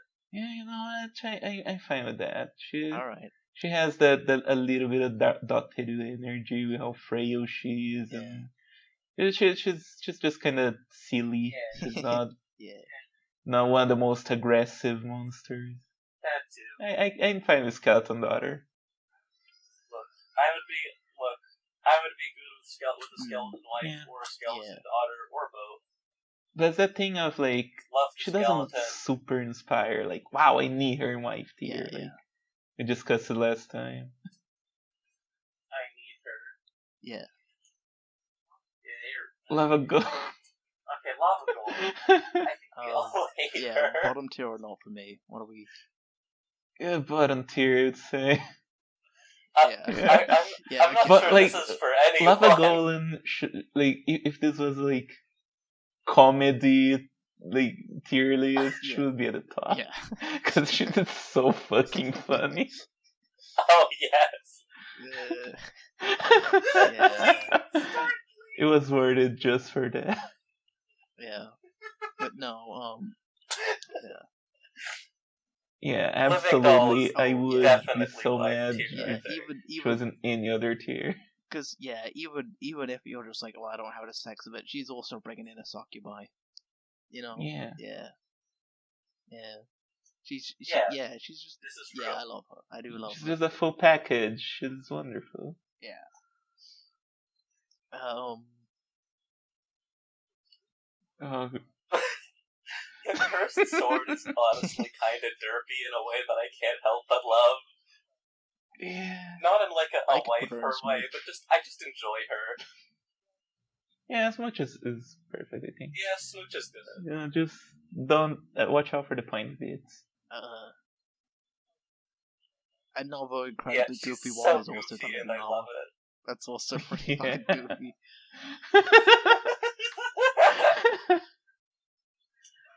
Daughter.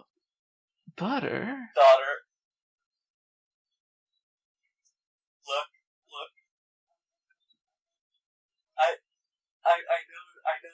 very odd place to put her, but she gives Daughter vibes. For I some don't get as reason. much as the skeleton. I can kinda see where you're coming from. I think I do have an affection for like the idea of it. I I don't want to put this suit of armor on, really. I do. Okay, but I really I think it would be interesting. okay. I would not want. Okay, I would not want this to be like a permanent thing.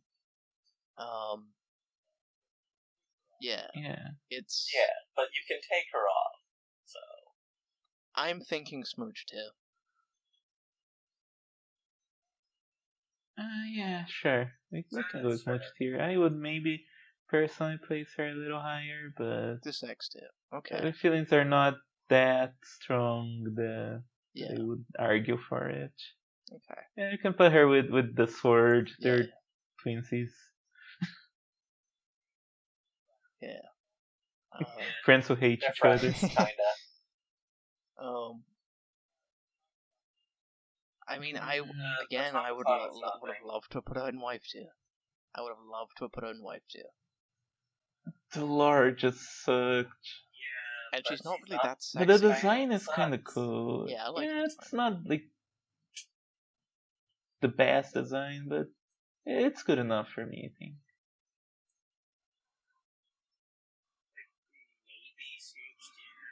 Yeah, what do you think, Yakuma?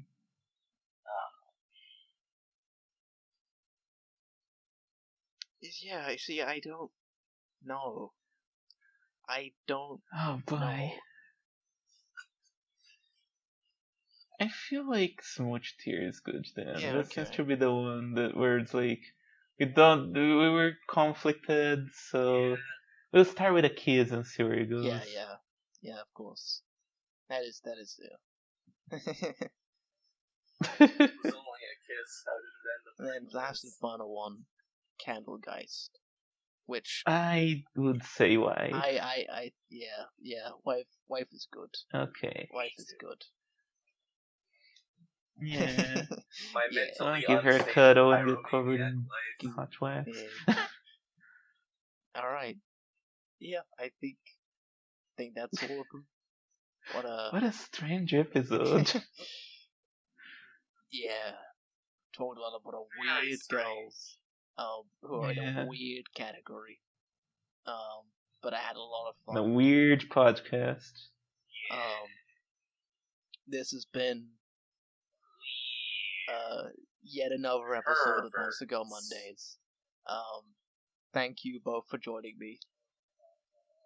Yeah, the one with an actual ending and an actual schedule and comes out every Monday if you're living in an actual time zone. Not in the fake one where Britain is. An actual time zone. Oh. Before you go, Chroma, how do you pronounce Scorpion Girl's name? So from my research, the best I can get, as far as I can figure, it's just it's like Girtablu. I don't know. I think Girtablu sounds correct. Yeah. See you Monday. Bye-bye. Wow. Yeah, too cute.